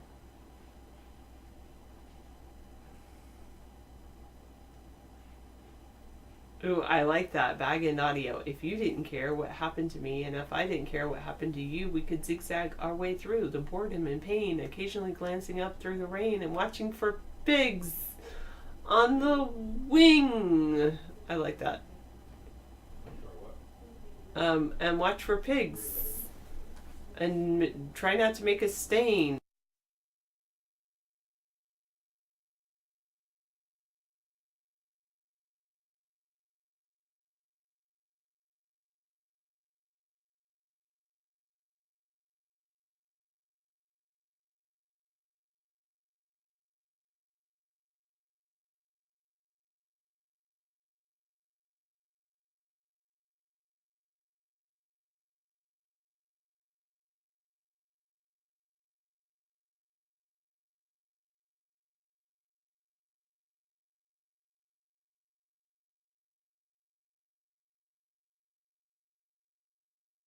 Oh, it's Pink Floyd lyrics. Obviously, I don't know all of my bands. You love their lyrics. 285 says they found out there are many black holes in the center of the Milky Way, not just one. I liked Lost in Space, how it had like this black hole, which was really a wormhole. That was good. I have a Chromebook. And then I have a laptop. Well, since I bought it, I would say David uses mine rather than I use David's misanthropy.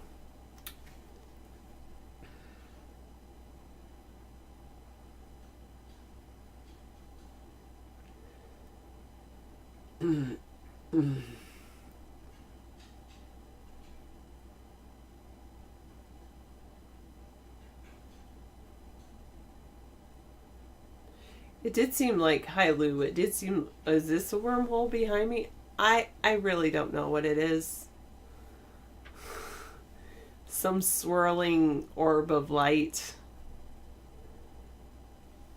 Kind of like a galaxy.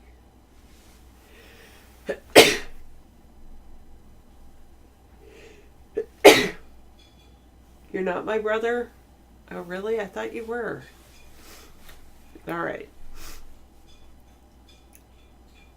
Oh, at first they thought there was only one big black hole at the center of the Milky Way, but now they realize it's more. It could be a brain cell for all I know. Thank you, Vic One.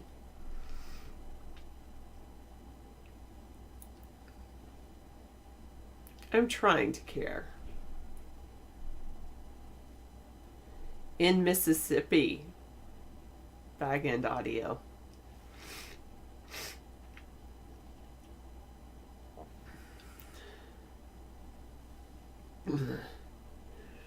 You'd like a cake? Is it your birthday? Cake, please.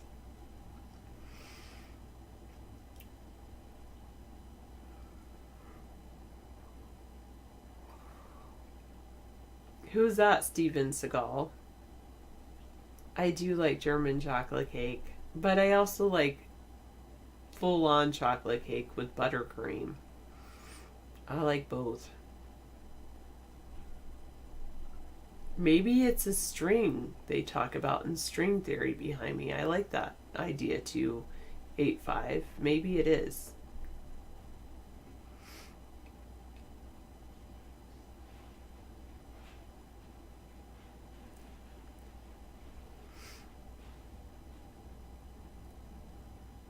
It was definitely rich.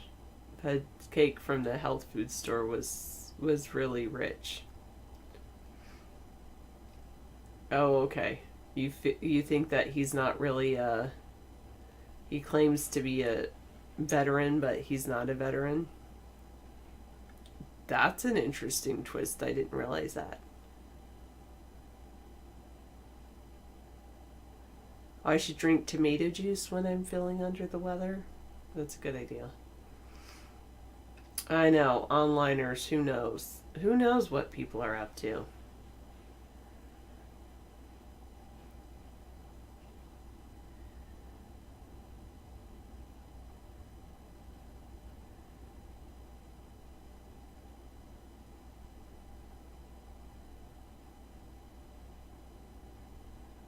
All right, I think it's time for either 1. Press 1, you can vote. Read the news, Sarah. Because you're so detached from anything that's going on. You should know what's going on in the world. Or 2, don't read the news. Just sit and talk to us, and we will try to engage in better conversation. Or yoga. Ash cannot see. Do I like your name? I don't know. Not really. No, I don't like your name, really. Or 3. Do some geography trivia. Oh, you want us to lead? Okay, I'll lead you in a workout. Ready? I'm not very good at yoga. But first, you got to take off your sock. Okay, so lift up your foot. Take off your socks. Let's pull, so you're pulling your left leg up into your right lap. Take off your sock. If you don't have a sock on, take off your shoe. If you don't have a shoe on, just pull your leg up if you're sitting barefoot. At least that is kind of like a yoga position, so that's good. What? Alright, so meta-nemesis, like I said, if you don't have a sock on, then you can pull up your foot. Oh, I just showed my toes. Oh no. Alright, now grab your toes and squeeze them a little bit. There you go. Give yourself a good little foot rub. You can do it even if you're sitting in a hot tub. It's a little extra. And use both of the fingers of your thumbs like that on your feet. I am being myself, Lou. Is it weird? I think I am a little bit weird. I can't wear high heels either. That's very cool that you're in there. You're here to tease Tsunami Rose, but now you're too tired, so it will be for another time. That sounds good, 285. I'm 40. This is how I exercise now. Just by taking out my socks.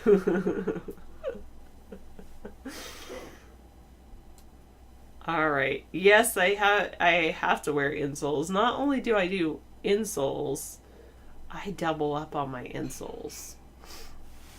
And so I get double the rubber protection.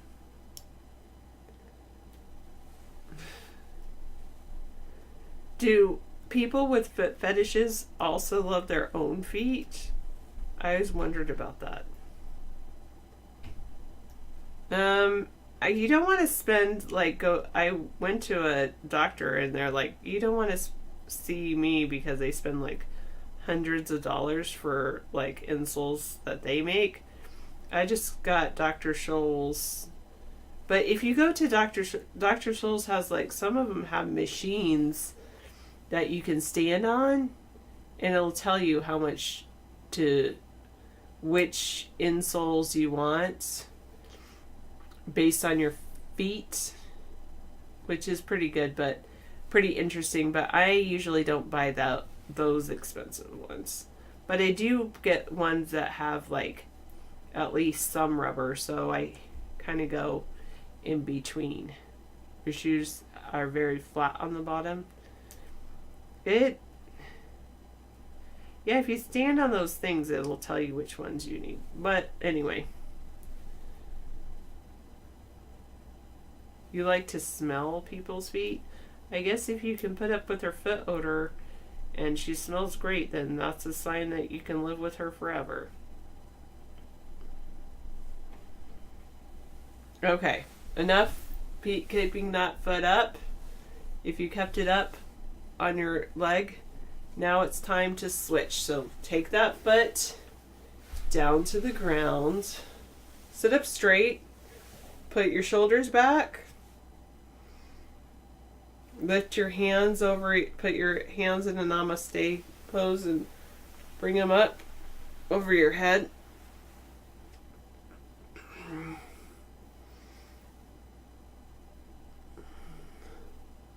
Oh, you like the eyes. Hold it, hold it, hold it, hold it, hold it. Oh, wait, you can't type if you're doing that. Okay, bring them down and you can type. All right, now put your other foot up. Did you take off your socks and shoes too fast? Because I only told you to take off, well, I did say shoes, but I know that's plural. But I meant only one side. All right, other leg. Bring your knee up to your chest. Oh, wait, I should do that with the first one. Bring your knee up to your chest. Bring your knee up to your chest. Okay, bring your foot over. Set it on your other leg. Take your other sock and shoe off.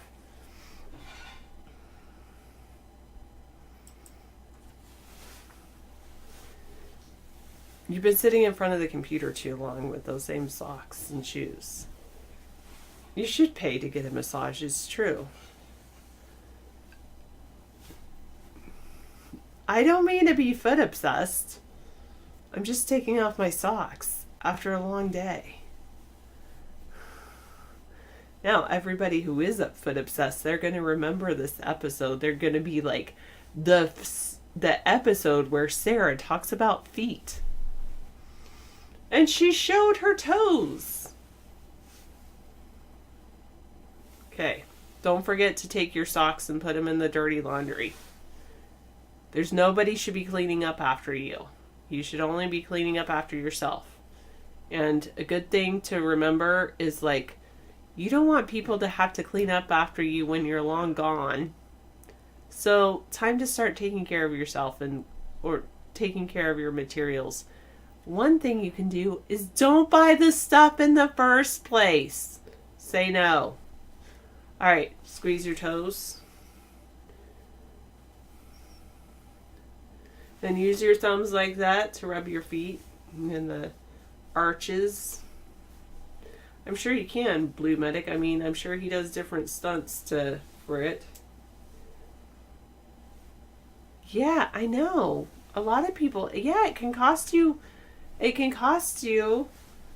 dating someone if you don't clean up after yourself.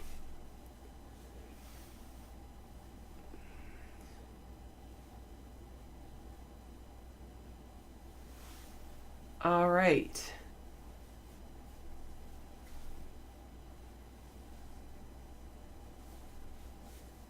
You want to see my foot? There you go. There's the toe. That's about all I want to show you. She freaked out when you offered to clean her house? Really? I'd be like, that's so cool. I'm keeping you, I would have said. And then you'd be like, yeah, not after I clean up after you. No way.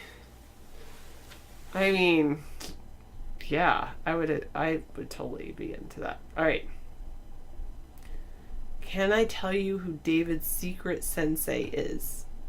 No, it's so secret either I don't know or I am his secret sensei. I don't know. I think it's himself. I think his own sensei is himself. All right, now comes the big part. Ready? Stand up. Oh my goodness. She said to stand up. Yep, stand up. Push up. Both arms. You can do it. You can do it. Push your chair back away from the computer. Away from the computer. Stand up. Okay. All the way up. All right. Reptoid, already standing? Are you at like a standing desk? You're not liking my show, James? All right. You want my not good jacket, whatever. Not looking that good in the winter. I need to do more exercise. All right, now. You want to see me in yoga shorts? Maybe in like... Wait, sorry, why are we standing? Because some people wanted to do some yoga. And yoga starts by at least getting out of your chair. That's why we're standing. All right, your chair needs to be away from your computer screen. You need to push all the other materials away so you can have some floor space. If you do not have floor space to sit down, it's time to clean your room. And you might get a little exercise just from cleaning your room, probably more exercise than you've had in a while if you don't have enough floor space to sit down.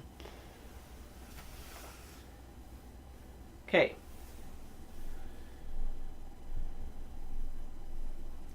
All right, one thing you want to do is go forward with your foot. Oh, your room is too small. You don't know if you have room for this. All right, so both feet are facing forward. One foot is straight, but your legs are straight and tight. And then bend forward on one knee. With the first front leg forward, bend forward.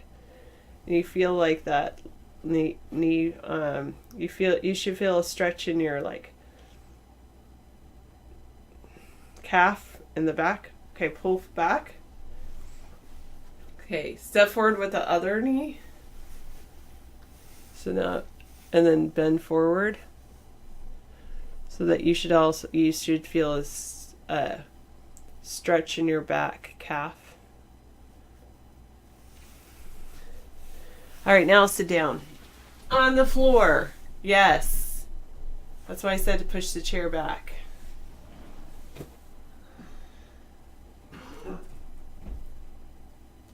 You fell backwards, you can't get up, but you managed to bring the keyboard to you. Well, if you've got a keyboard and you've got access to the computer, I'm sure you can call for help if you really need it. All right, now that you're down on the ground, I should have more space. You shouldn't complain about space. I'm in a pretty small space, but I should complain about space because I should position the camera so you can actually see me. All right, now you can be. Why am I talking about yoga? There's tons of great YouTube yoga people that actually are way better than I am. Oh, your husband is laughing at you doing this in your hot tub. Are you like in the middle of your hot tub? You can go back to the side. Make sure you're on the side of your hot tub, Tsunami Rose. But do bring your feet together. So your feet are kind of facing together. Of course, you know I'm just making this up as I go along. That's it. All right. Pull your feet as far forward as you can. Toward your body, I mean.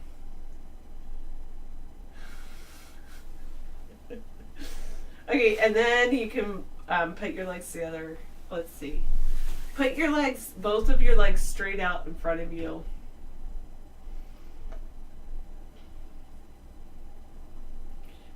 One of them is that you have one leg straight out in front of you and you cross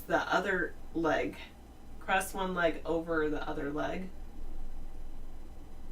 I know, you can't see my instruction. My camera is way up there and I'm way down here. That would not be good. All you can see is my head.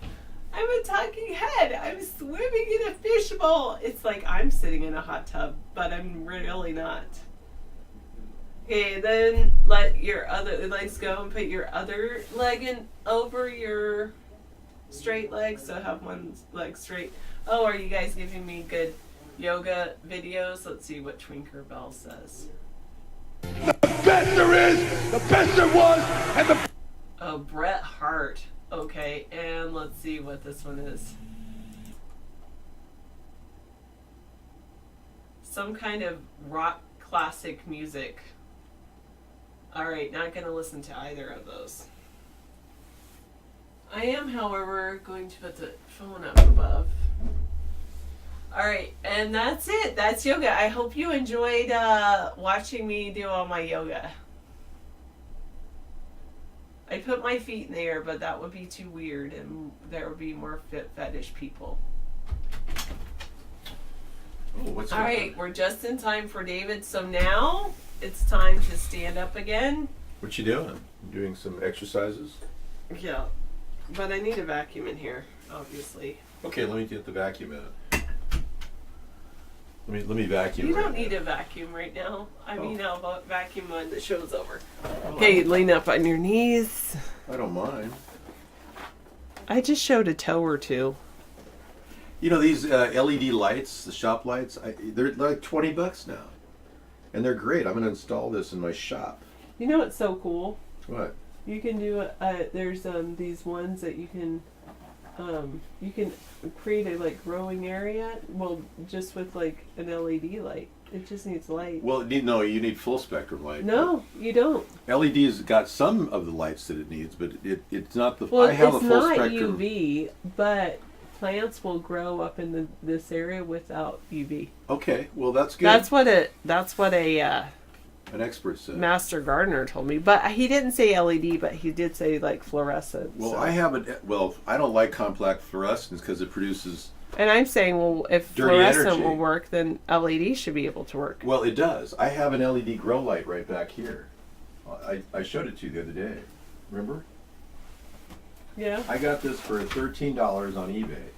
Oh yeah. And it is a full spectrum LED grow light that uses 7 watts. Wow. It's ridiculously. I mean, you could run this on a solar panel almost. And That's it's pretty cool. it works great. You just pull it out Okay, and I've plug it still in. got to stand up. See? All right. This is an LED grow light. I have to get some coffee.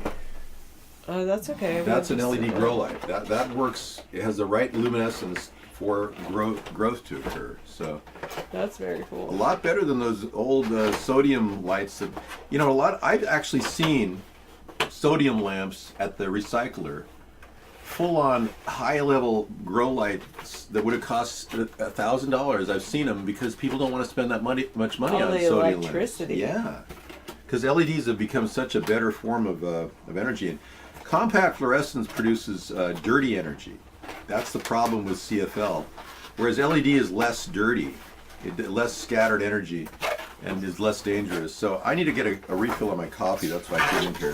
That's fine. I'll be right back. Okay, I'm just standing up. Excuse me. Standing up is good. Did you all at least stand up once during that whole time period that I was talking? Yeah, did you? If get you out at of least stood up once, that's a good start. here? Yeah, standing up is good. And then see, David and I, we walk around. That's why we give each other breaks to be able to walk around. Oh, you can get a grow plant light for fish plants. That works well. That sounds good. All right, Carpet says, oh.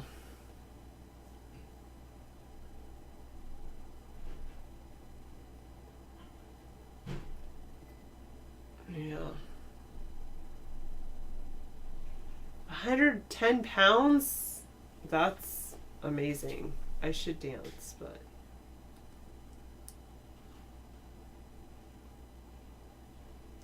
Yeah, no standing for Tsunami Rose. Don't stand up in the hot tub. The lifeguard will kick you out. Yes. But you can lift your arms. Ugh. Dance, dance, dance, dance, dance. You work out exactly 25 minutes every other day. Never weights, strictly gravity training. Oh, gravity training. Take it up to 30 minutes though. The reason you should take it up to 30 minutes is the guy told me that your heart rate doesn't get to where it needs to go in like 15 to 25 minutes. You need to do 30 minutes. But then I say that and I never work out, so don't listen to me. Dancing is good exercise, especially if you can dance for 30 minutes. Oh, it's a routine? Okay. I think 25 minutes is better than 0 minutes. Even 10 minutes is better than 0 minutes. You're in the best aesthetic, physical shape of your entire life. You like the way you look. This was recorded close to where we're from. Is it another music video? Oh, Chris Cornell Seasons. Yeah. I like Chris Cornell.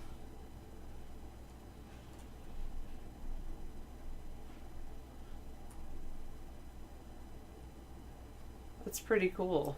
I didn't know he was from up here. Oh, that's good. You do 5 minutes for different parts of the body. Smart.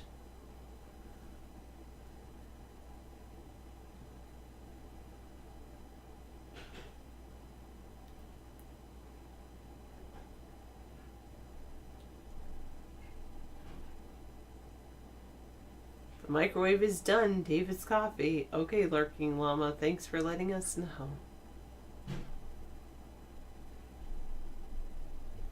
I need to do more exercise in Misanthropy.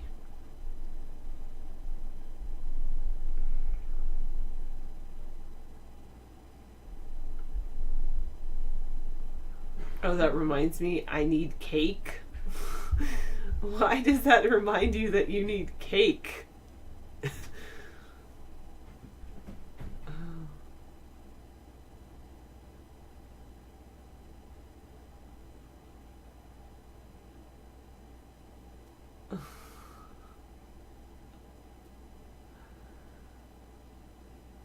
Oh, Mystify Me is talking about... Oh, Mystify Me is talking about ice cream cones, and so Misanthropy is talking about cake. I think I'm too old to join the Marines. I'm now 40 years old. I don't think they take people my age. Eat meals that are no larger than your fist. That's good advice. And do light workouts throughout the day, and you'll get in shape. That's good advice. Was it all salad? If your dinner was 3 times the size of your fist, but it can be compressed into the size of your fist. If it was salad, and it expands with air, but you could squeeze it into the size of your fist in your stomach. Anyway.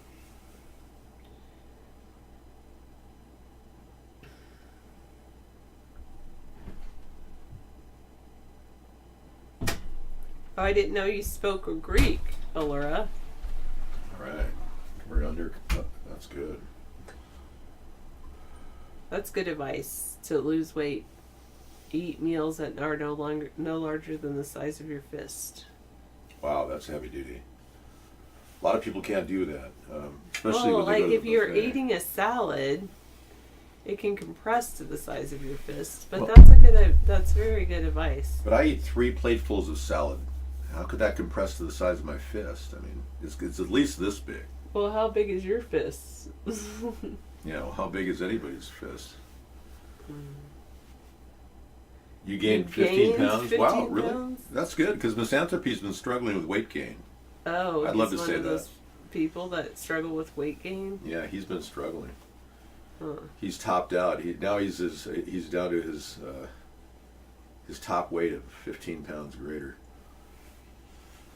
You love the parents broke my heart when the father died. Something about Greek people. She's on a conversation about Greeks. Okay. Hasta la vista. Thank you.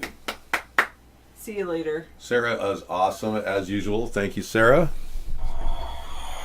She said goodbye to everybody tonight. Well, just take one thing at a time. When you're overwhelmed, take one thing at a time. Good evening, everybody. Welcome to our nightly chat show, where we talk about the issues you can't talk about in the mainstream media, like how they're dumping chemicals on our heads. Unfortunately, it's unfortunate that this is happening, but it is.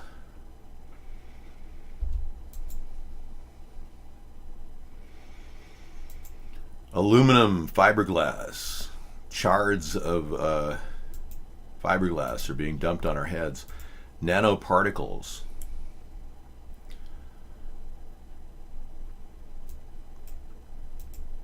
Vaccines, aerial vaccines. That's another weird thing that they were sticking in the air. Silver iodide. Silver iodide brings water in. It's a cloud seeding tool, and it's also toxic to the environment. Aluminum and barium also are involved in weather modification, dehydration of the atmosphere, like in LA. Yeah, I have great hair, what can I say? Welcome to Wig Wednesday. But with this daily spraying, it's bound to affect our mind. And in the 1980s, I came up with a theory that it was affecting so much of our mind that we were unable to even question what they're doing. Environmental attitude adjustment. But I used to wonder, what are they doing with all the industrial waste? Well, like the fluoride they put in our water that they say is good for us and helps prevent cavities, that's a byproduct of the aluminum manufacturing process. And they use wet scrubbers to clean the aluminum smokestacks down, bringing fluoride to our soda and beer near you. And then I went looking for information about fluoride. I found out it actually is a neurotoxin, slightly more toxic than lead and slightly less toxic than arsenic. And then I realized, well, the whole idea of dentists and fluoride was a scam. The only studies I found about fluoride affecting tooth decay were studies that were done directly where they put the fluoride right on our teeth. Yeah, a rat killer. Sodium fluoride was used as a rat killer in the 1920s. So then I looked into why didn't the government do a study to determine the dangers of fluoride. Well, they grandfathered fluoride in. I'm going to get to the microwave in a second. They grandfathered fluoride in because it was already in our environment as rat poison. So why test it? That's what the EPA said. Why bother testing it? So here we have fluoride in 67% of our public water supplies, leading to an up to 20% drop in our IQ.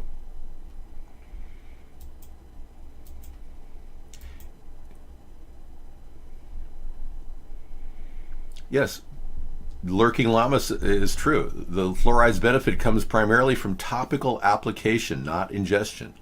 So why would we allow fluoride? I know. Why would we allow fluoride to be put in our water system? So one of the things I want to do is remove fluoride from our water system. Put an Air Force battalion on the issue of chemtrails so that we can get people. First, we have to lie detector them to make sure they're not fully aware of the chemtrails already. And then we want to get keep people out there to down these jets that are dumping chemicals on our heads. If the glass was filled and emptied, it's half empty. If the glass was emptied and filled, it's half full. Okay. But no, why are we even allowing this? Because we don't have any political representation. That's why. The American people have not had a political party. The two parties represent corporate America and the minds and mindset of the industrial powers and monetary elitists.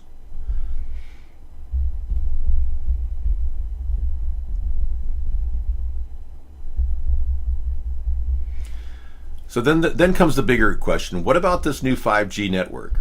And what about the dirty energy I was talking about with compact fluorescence and all that? Well, it turns out that radio frequencies, RF frequencies, actually have danger, and they've been studied.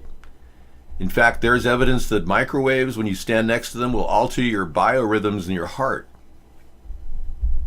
Yes, there is a deep state. Donald is part of it. Yes, the deep state has been entrenched for years. In the 1950s, the corporate America decided to get actively involved in politics. And They've been pushing an agenda of manipulating our politics, and the more they manipulate our politics to help them get tax breaks and benefits, the more money they have to manipulate our politics. So it's a never-ending growth system that actually gets bigger and bigger, the monster of corporate control over our politics. We, on the other hand, get less and less, so much so that we hardly even get a donation anymore. People don't have any money. They can't donate. I get that. It's not a big deal. But we do have one thing that the elitists never planned on. Actually, two things. We have the internet, which they're having a hard time keeping a lid on. And we have UHF TV, which is broadcasting our signal around the globe for free. So they can't control it, they can't monetize it, they can't even measure the effectiveness of it. There's no Nielsen rating for UHF TV. So we're basically trying to steer around and through this nightmare of censorship and trying to get more and more people aware of these dangerous chemicals that are being dumped on us and the radio frequencies that are being pushed on us. And the 5G network is a dangerous thing. It is potentially, based on the size of the cable they're putting in, a microwave oven that could kill every one of us. It's serious. We could be zapped. I'm not making this up. A lot of people have been talking about it. Ron Johnson talks about it, and he mindlessly believes that somehow we're going to get some response from Trump. I wish he would jump off that bandwagon. A lot of Republicans who've fallen into that trap don't realize Trump is owned. And yes, the Russian thing is real. And well, if he's against Russia, if he's helping Russia, we don't know. Well, Russia is owned by the New World Order too. They're using both countries against each other, playing one against the other. Yeah. Here's an irony. Sodium fluoride is used to make sarin gas, as well as clean teeth. You wonder, yeah.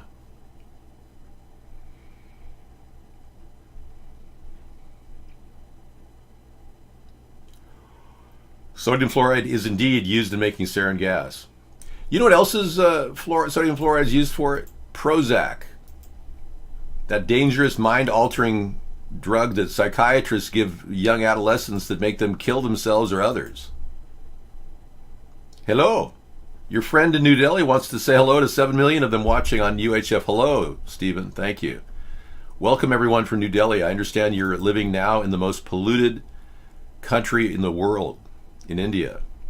And your city is the most polluted city in your country. Yeah, it's terrible. All of our governments need to be accountable to the people. And we're facing an unbelievable, unparalleled task to just wake up the people fast enough to stop these elitists from poisoning all of us. Because that's their solution. This is a wig. Thank you. St. John's wort prevents depression if you take it for 30 days or more. I grow St. John's wort in my yard. I don't eat it, though. It grows really well in the shade. So if we as a people on Earth have to wake up in time to stop these elitists from killing us all off, then so be it. That's what we have to do. Well, I'm just telling you, you people are dealing with pollution. I know that. I'm not here to say, hey, New Delhi is doing a great job polluting their people. I'm trying to make them aware that they are being polluted, much like we are. Heck, we're all polluted. I mean, look at diesel. Known carcinogen, linked to lung cancer, still spewing out in every parking lot in America. And I see these diesel truck drivers, well, I like to ride my diesel, it keeps my glow plugs warm so my engine runs better. And I'm going, what the hell? You people are blowing fumes into markets. They don't care because they are unaware. Ooh, that kind of rhymes. They don't care because they're unaware.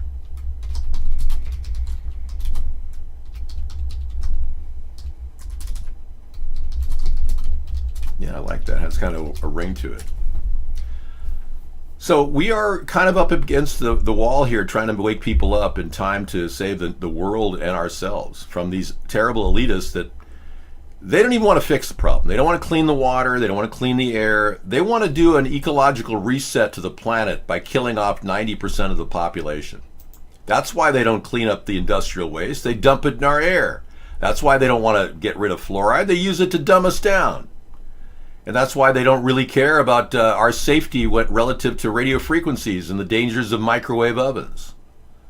So all of this points to lack of concern by the people that we trust the most.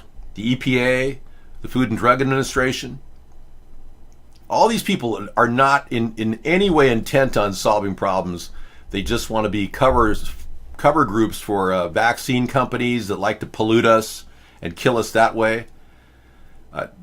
Big, huge oil companies that, like Trump recently gave 85% of a national park away to oil venture capitalists that are trying to drill for oil with dangerous chemicals like benzene.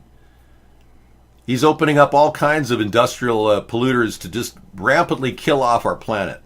He doesn't care. He just wants to make a quick buck to cover his monthly interest payment, which is around $60 million on his nut, on his debt. So we, the people, the common people, are going to have to wake up, because they're not going to wake us up. The last thing they want to do is help us wake up. They've even said somehow they want to limit our population by forcing us to have children, only 1 or 2 per family. And they've done that in China. But they themselves don't even want to do that. One of the most famous cases of a guy talking about that was Ted Turner, the founder of CNN, the Turner Broadcasting Network. We've got to stabilize the population. When I was born, there were so what's wrong with the population? I mean, with too many people. That's why we have global warming. We have global warming because too many people are using too much stuff. But if there were less people, they'd be using less stuff. We're altering the climate and the world in so many different ways. And what we're doing is reducing the Earth's carrying capacity, so that each year the natural world gets poorer and less able to support the increasing number of people. We have a finite world, but an infinite ability to increase our population. We've got to stabilize population on a voluntary basis. Everybody in the world's got to pledge to themselves that 1 or 2 children is it. He had 5 children. He had 5 children. Talk about hypocrisy. Portland Cement? What do you want to talk about? Portland Cement. So you got these rich industrialists that don't want to clean up their act, that profited from the depletion of our resources and the destruction of our environment, talking about how we now can't have any children. Oh, the scientists have put all this through the model without actually fixing the problem. They told the artificial intelligence computer, what would happen if we continue to have a population growth like this and we all consumed as much as Americans did? And the computer naturally said the world is going to be destroyed. They didn't put in the factors of cleaning up the air or cleaning up the water. They never even added those to the configuration of the computer or to this logical framework. So AI naturally says, oh, you must get rid of the people. So these bastards who've been profiting from all this don't want to take their money and put it into cleaning the water and the air. They want to kill off the people. That's how stupid this whole thing is, and that's what they're after. They're trying to depopulate the world. Now, they can do it slowly or they can do it quickly. They have plans to do either one. There have been real sick people out there who, like Zbigniew Brzezinski, who just talked about how quickly they could kill the population. Now, he's dead.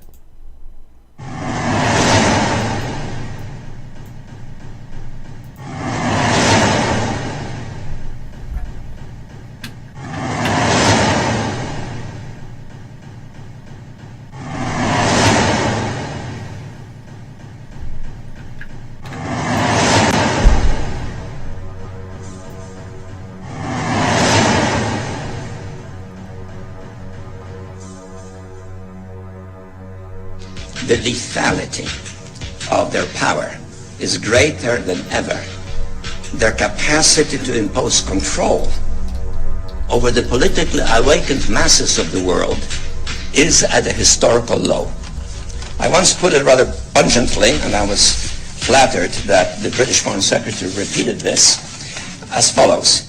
Namely, in earlier times, it was easier to control 1 million people, literally, it was easier to control 1 million people than physically to kill 1 million people. Today, it is infinitely easier to kill 1 million people than to control 1 million people. Today, it is infinitely easier to kill 1 million people than to control 1 million people. Today, it is infinitely easier to kill 1 million people than to control 1 million people. That is the man who actually was one of the architects of the New World Order. That was a man who was one of the proponents, the one guy that said that we need to take over Syria. And now he's dead. His 3 kids are very powerful politically. They're still in play, but here in America. But that was the guy that actually pitched the whole take over Syria and use it to build a pipeline plan, which is absurd. These people are out to lunch, and they're not even having a good meal. Here's a study that claims beans don't make you fart at all.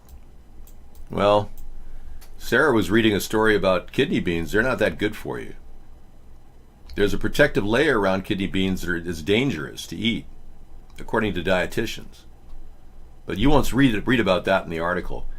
And I'm sure that these people who write these articles don't even bother smelling their own flatulence. They probably have a vacuum hooked up to their butt. All right, so yeah, Wesley Clark and others. There's no way I can run for any office. That's my point. I ran for a local office here in Washington, and they stole 90% of my signs. You're so naive, it's not even funny, Bick. Your naivety is indicative of, what are you, a libtard who voted for Obama? They don't want a third party. The 2 parties will do everything they can. They'll cheat at the local level to stop people like me.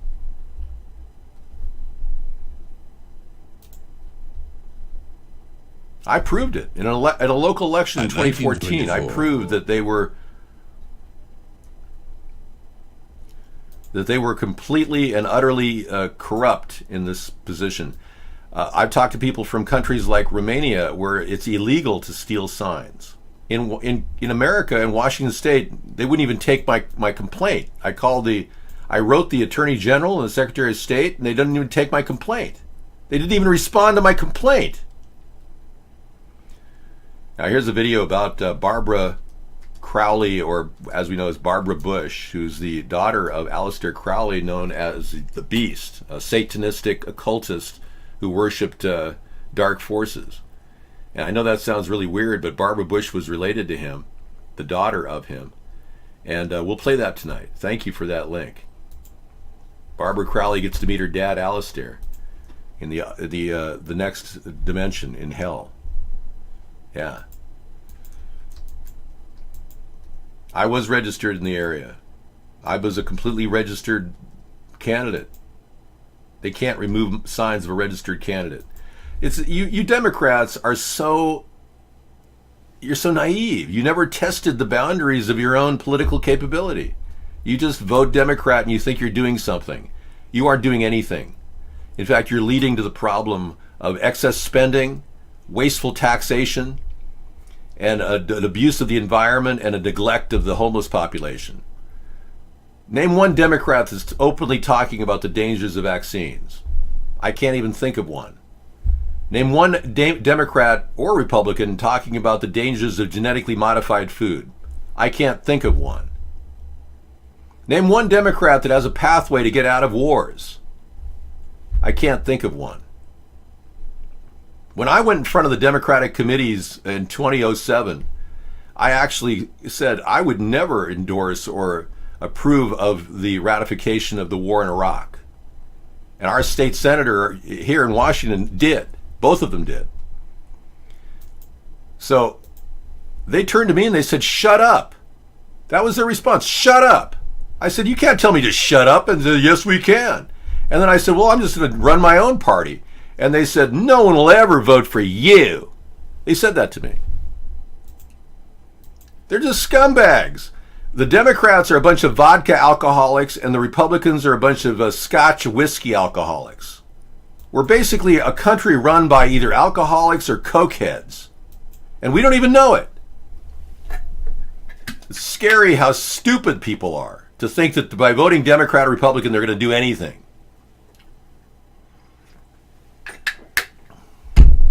You've been removed from the show. I received 4,300 votes that year, despite the fact that they stole my signs. 4,300 plus people voted for me that year. 4,300 people because I ran a separate TV advertisement campaign at the same time, knowing full well they'd try to steal my signs. But it wasn't enough. Anyway, I've done the local thing. If you want to fight locally and think globally, you're an imbecile. It's just not going to work. They're never going to let you fight locally. They're going to absorb you into their vodka or scotch alcoholic party, and you're going to become one of them. Worthless. A suck-up to the corporate structure that was now destroying the planet. Wake up, people! Now, the CIA is engaged in a very dangerous cover-up of Gina Haspel's background. Very strange. Gina Haspel is a... Mary with Mary Greeley News. Thank you for joining me. Mary Greeley's got a story about her. Gina Haspel was known to torture people in her CIA rendition Thailand operation. And Trump thinks she's very qualified to run the CIA. This woman is that. Don't let that smile deceive you. She'll torture you and hit you with electrodes on your genitals in a flash. Allegedly. Pun intended. I don't want anyone to be tortured. I've talked about one case of waterboarding is about all you could possibly get any information out of. This woman waterboarded one victim 65 times and got no answers. They said that the guy just finally lied and told her what she wanted to hear. 65 times she waterboarded some poor guy. A terrorist. He never produced a single bit of credible information. That woman should not be our director of CIA. In fact, the CIA should be overhauled.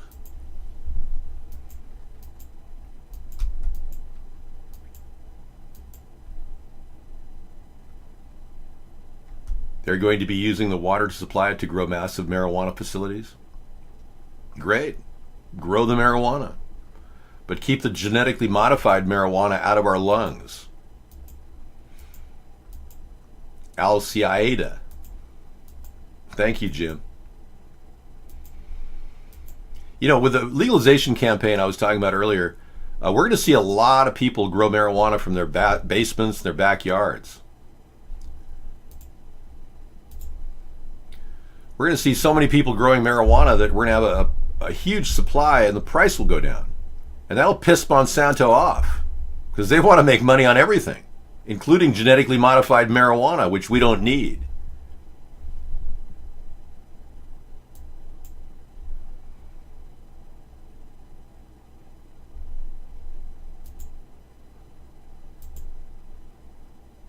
My physical appearance seems cold. That's just bullshit, man. I'm in good shape. You of all people, that's just weird that you'd say such a thing. No, I'm doing great. I'm on my second week of influenza B, and I'm doing much better. But when you get a flu like influenza B, it's killing people, by the way. We are seeing people die from influenza B, influenza A too. But A and B has hit the entire world, and it's really very disturbing.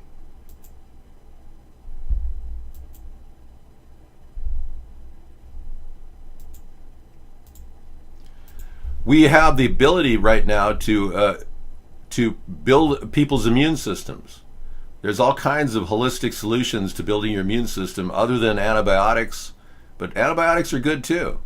But vaccines are not the pathway to fix the flu problem. In fact, the flu problem is probably being genetically engineered at the CDC. They're purposely creating a flu virus that could also kill us. And that's what I believe influenza B is, the H2N3 virus. I don't think we need to have you in the show right now. We're going to mute you. Thank you. Doctors don't cure illness. People cure illness. Doctors have never been known to cure illness at all. Doctors kill people. In fact, hospitals in America kill 250,000 people a year. 250,000 people die of staph-borne infections in hospitals. 1 million people get staph-borne infections. They're like staph infections that you get from doctors that are not using sterile technique. So when you say go to a doctor, that's like a death sentence to somebody. Believe me, doctors aren't solving world's problems, people are. Doctors are a bunch of liars. More and more people are dying just going to hospitals. Millions are dying from surgery complications. Doctors are a bunch of hacks. They're practicing medicine. They're practicing on you. You're the guinea pig. Medical malpractice insurance is irrelevant. It hides the real problems out there. People who get medical malpractice insurance can continue poisoning people and killing people. Hospitals are death camps. So I'm going to mute you anytime you come in talking about my health. I'm in good shape. Look who it is. It's bad. I could right now probably run a mile in my condition. But when you have the flu, you don't want to push it. You really want to kind of, take care of yourself. So if you are in a flu condition like I am, I'm in my second week of influenza B, like I said, you really want to make sure that you don't push yourself and don't go into the night air. Take precautions. Use the home remedies. Take chicken soup. Believe it or not, it actually builds your immune system. Doctors are a joke. In about 20 years, we won't even need doctors. They're a total scumbag group of pro-criminals. They are just stealing our money left and right. There is no guest chat here, James. Mark got paid to shut it off. You can get guest chat over at iBlog. We got people over there, but we need more people, For some reason, people at Ustream don't want to chat ever. Yet I understand I've got worldwide viewers of 7 million people that want to get into my Ustream show, but they never go in. So maybe they're just watching the feed on UHF. iBlog is a place you can actually get in as a guest. You drink bone broth and haven't gotten sick yet this year? Good. Scissorfied drinks a half a teaspoon of baking soda in a large bottle of water every day. Don't drink it after a meal, though. That's not good for you. But if you drink it on an empty stomach, they say it's good for you. I'm actually taking 2 or 3 remedies right now to deal with the end of this flu. I've had pneumonia 3 times in my life. That's serious. I can't take chances. My body's already been compromised by the pneumonia. But to come in here and say I'm not in good condition, I'm actually in great condition considering where I'm at. Yeah, I've been in way worse condition at 2 weeks into a flu than I am right now. Be sure to get sleep. Yeah, the baking soda pulls toxins and apparently cleans our system in small quantities in water.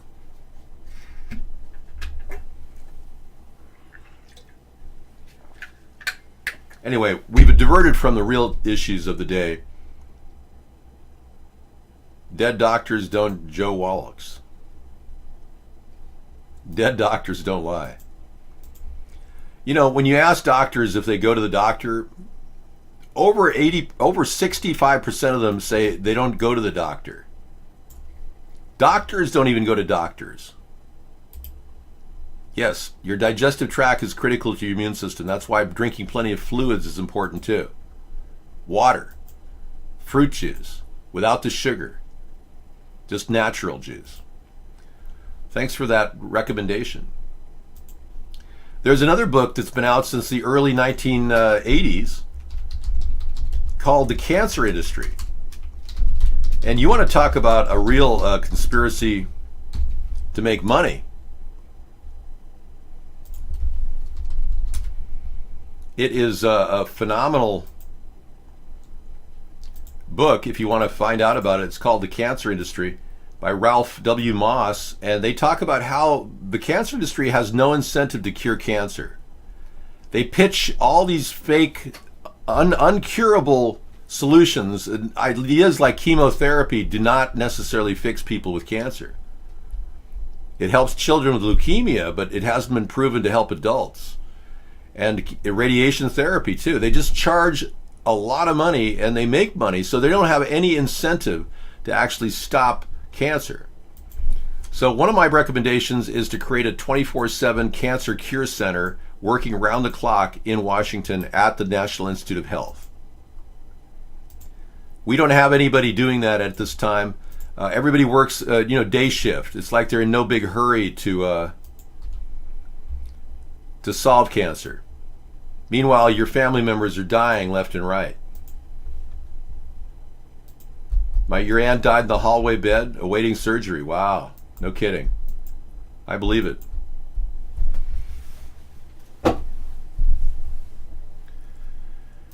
No, I can assure you there is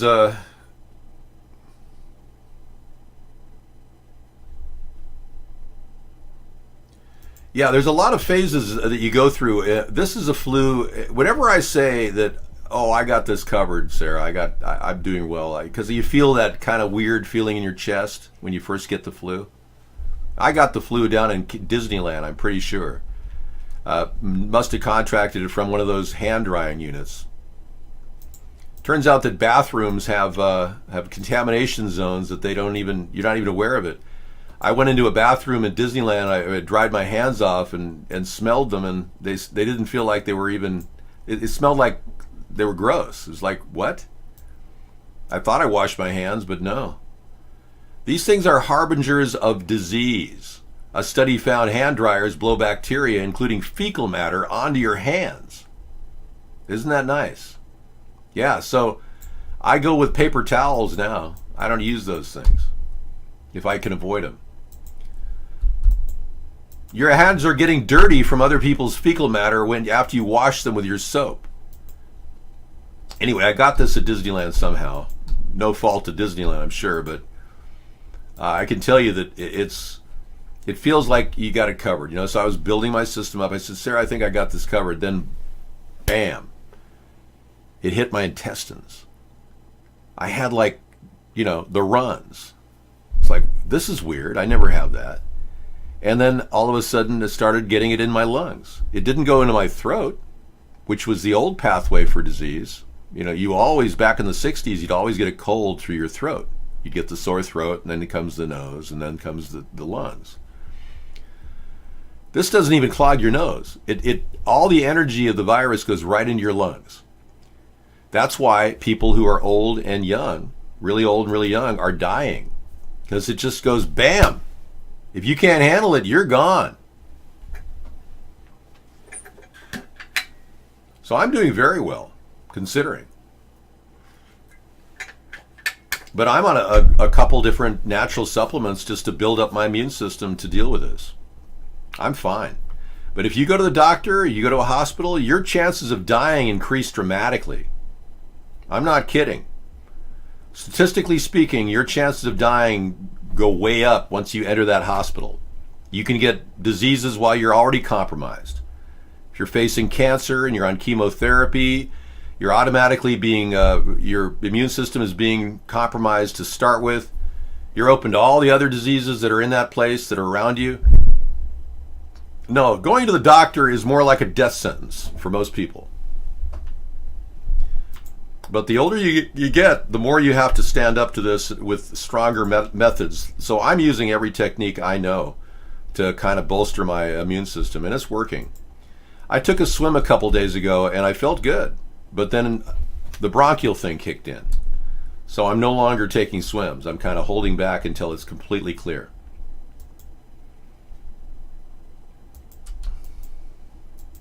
Yeah, you're probably better off wiping your hands in your clothes. They're cleaner than some of the towels that are sitting out in an open rack with fecal matter everywhere. Airborne fecal matter is a problem.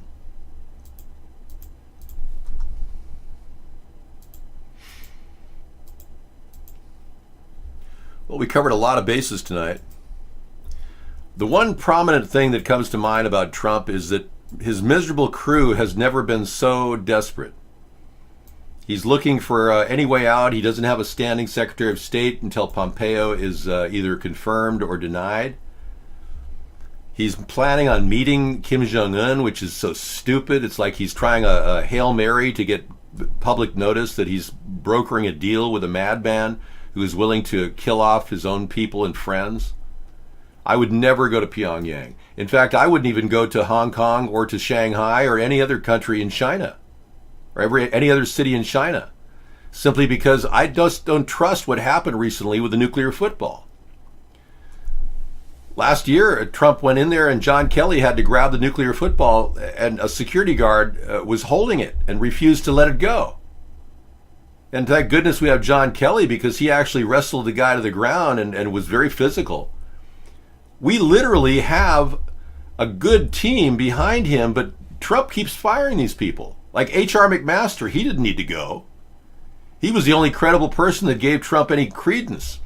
He actually said, you can't trust the people around you. Rob Porter, David Sorensen, they're both wife beaters, allegedly. They haven't cleared security clearances. Trump fires the guy. The one guy who's standing up for him and his safety, he fires. This is what I'm talking about. This guy cannot really manage the position of the presidency because, number one, he stole most of my ideas to get there. He doesn't have the mental acumen to solve problems and on the fly. And thirdly, he's incredibly greedy and he's got sex addictions going on. All of that leads to a very bad mix for a president. Very bad. And I'm not going to hide that fact because it's obvious to everybody now. Except, of course, the Trump supporters who don't believe in anything because it's all fake news. You can't even talk to these people. They refuse to look at anything. Whew. So,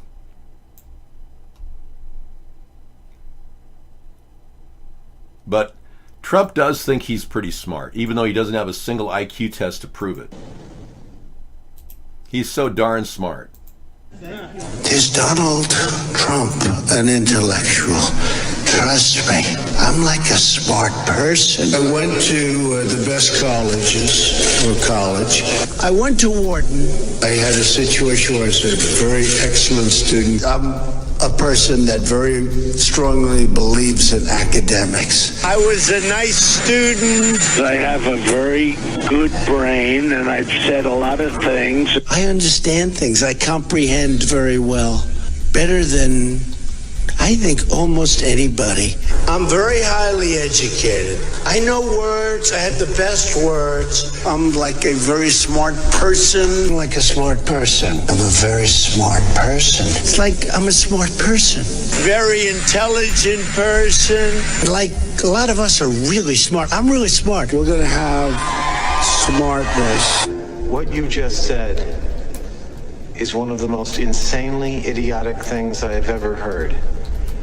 At no point in your rambling, incoherent response were you even close to anything that could be considered a rational thought. Everyone in this room is now dumber for having listened to it. I award you no points, and may God have mercy on your soul.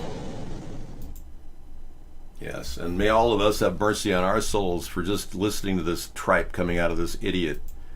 Thanks, Scissor Fight. That was awesome. Remember Zicam had a nasal spray that you could spray zinc into your nose, and people were reporting no colds, no flus. Zinc really lines your cells with a protective layer. Well, the FDA complained about it. Not because they got any complaints from the consumers at all about how the zinc spray was causing problems with their taste buds. But 16 employees at the FDA complained about it. This is all public record. 16 FDA employees complained about it, and they pulled zinc nasal spray from the market. And it was effective, way more effective than some of the big money companies that are putting all kinds of dangerous chemicals in your body to try to get rid of your symptoms. This prevented flus. And you'll notice the CDC doesn't tell people that sunshine prevents flus. They don't make any statements about sunshine. Well, definitely take zinc pills, but I've heard nightmares about Theraflu. I have. You'd have to research it on your own.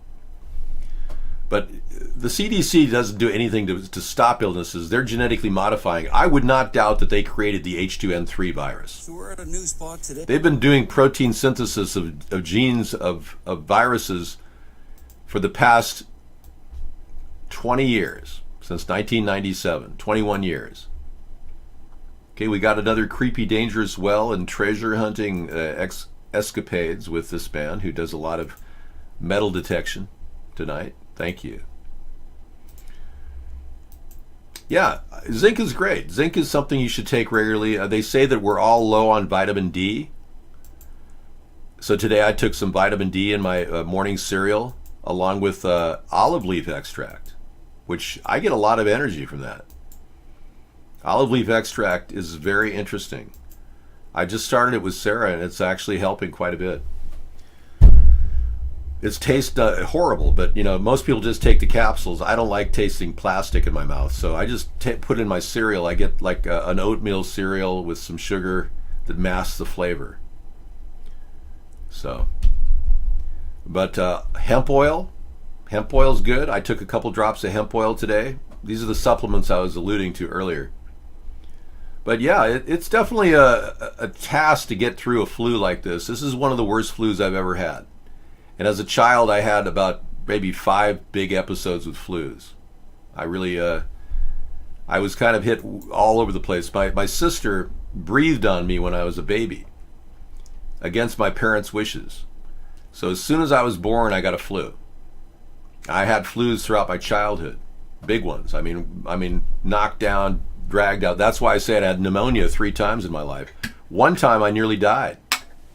My mother was intelligent enough to get me the penicillin I needed. So without antibiotics, the world would be totally screwed. And right now there's a lot of places in Africa that don't have any antibiotics. This is a product that could easily be replicated and sent out there. But you see, like I said, the global agenda of the New World Order is to kill people off. They don't want to give people antibiotics. They want them to die. They don't care about humanity. They just care about money. Their money, not humanity.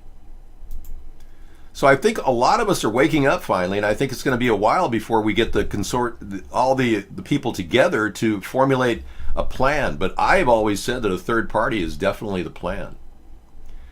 Antibiotics are not bad as long as you don't overdo them. There are broad spectrum antibiotics that are very, very effective in dealing with diseases like Cipro. One of the most powerful antibiotics out there, but you just don't want to overdo it because they do have resistance. Bacteria and viruses can develop resistances to antibiotics. Then they become less effective. No, there's no reason to take antibiotics for the flu, but if you're getting close to pneumonia, you better get on antibiotics. Look, pneumonia gives you about a 2-day window to survive. If you don't get into a hospital to get injected to get injectable antibiotics, and you're just strictly going on pill form, if you're 2 days into the pneumonia, you could die. The guy who was known as the drill sergeant of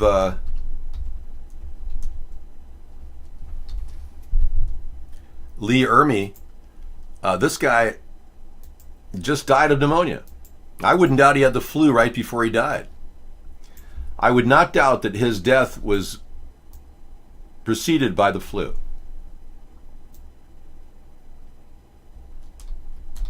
Obviously, he was a smoker, so that compromises.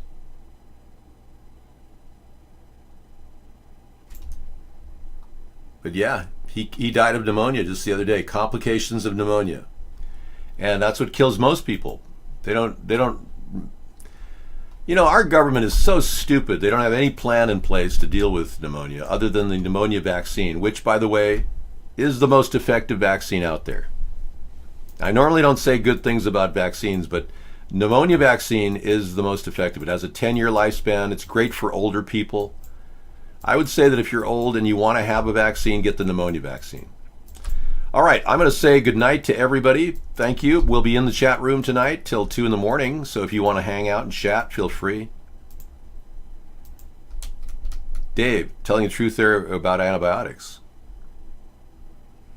The doctor kept me on antibiotics. Penicillin only cure. Yeah, it cured it.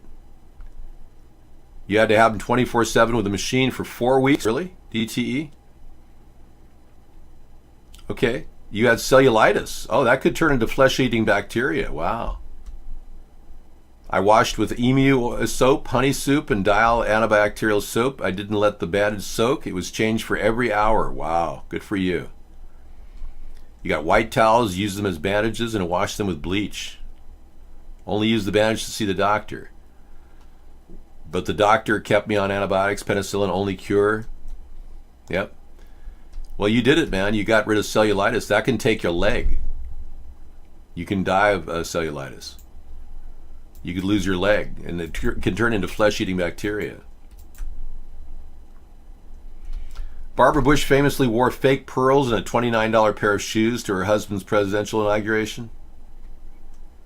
Hey, you know, I'm not here bad-mouthing the dead. You know, whatever happens after Barbara died is really not my problem. But my condolences go out to anybody who's lost their loved one. You know, you can't really hate people that have family who have to deal with the burying of their loved one. It's tragic no matter who you are. All right, KY Poopy is here to hang out in iVlog. People are requesting you to do a chat show. KY Poopy, they like you. You seem to be popular at iVlog. Okay, thanks for watching Kemheim Trail Spawn. It's been fun.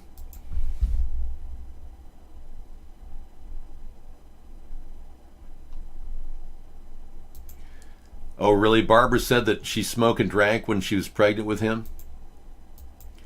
Well, Roger Stone just basically called Barbara Bush an alcoholic. He doesn't hold back. He just called her an alcoholic after she died. I'll miss you, man.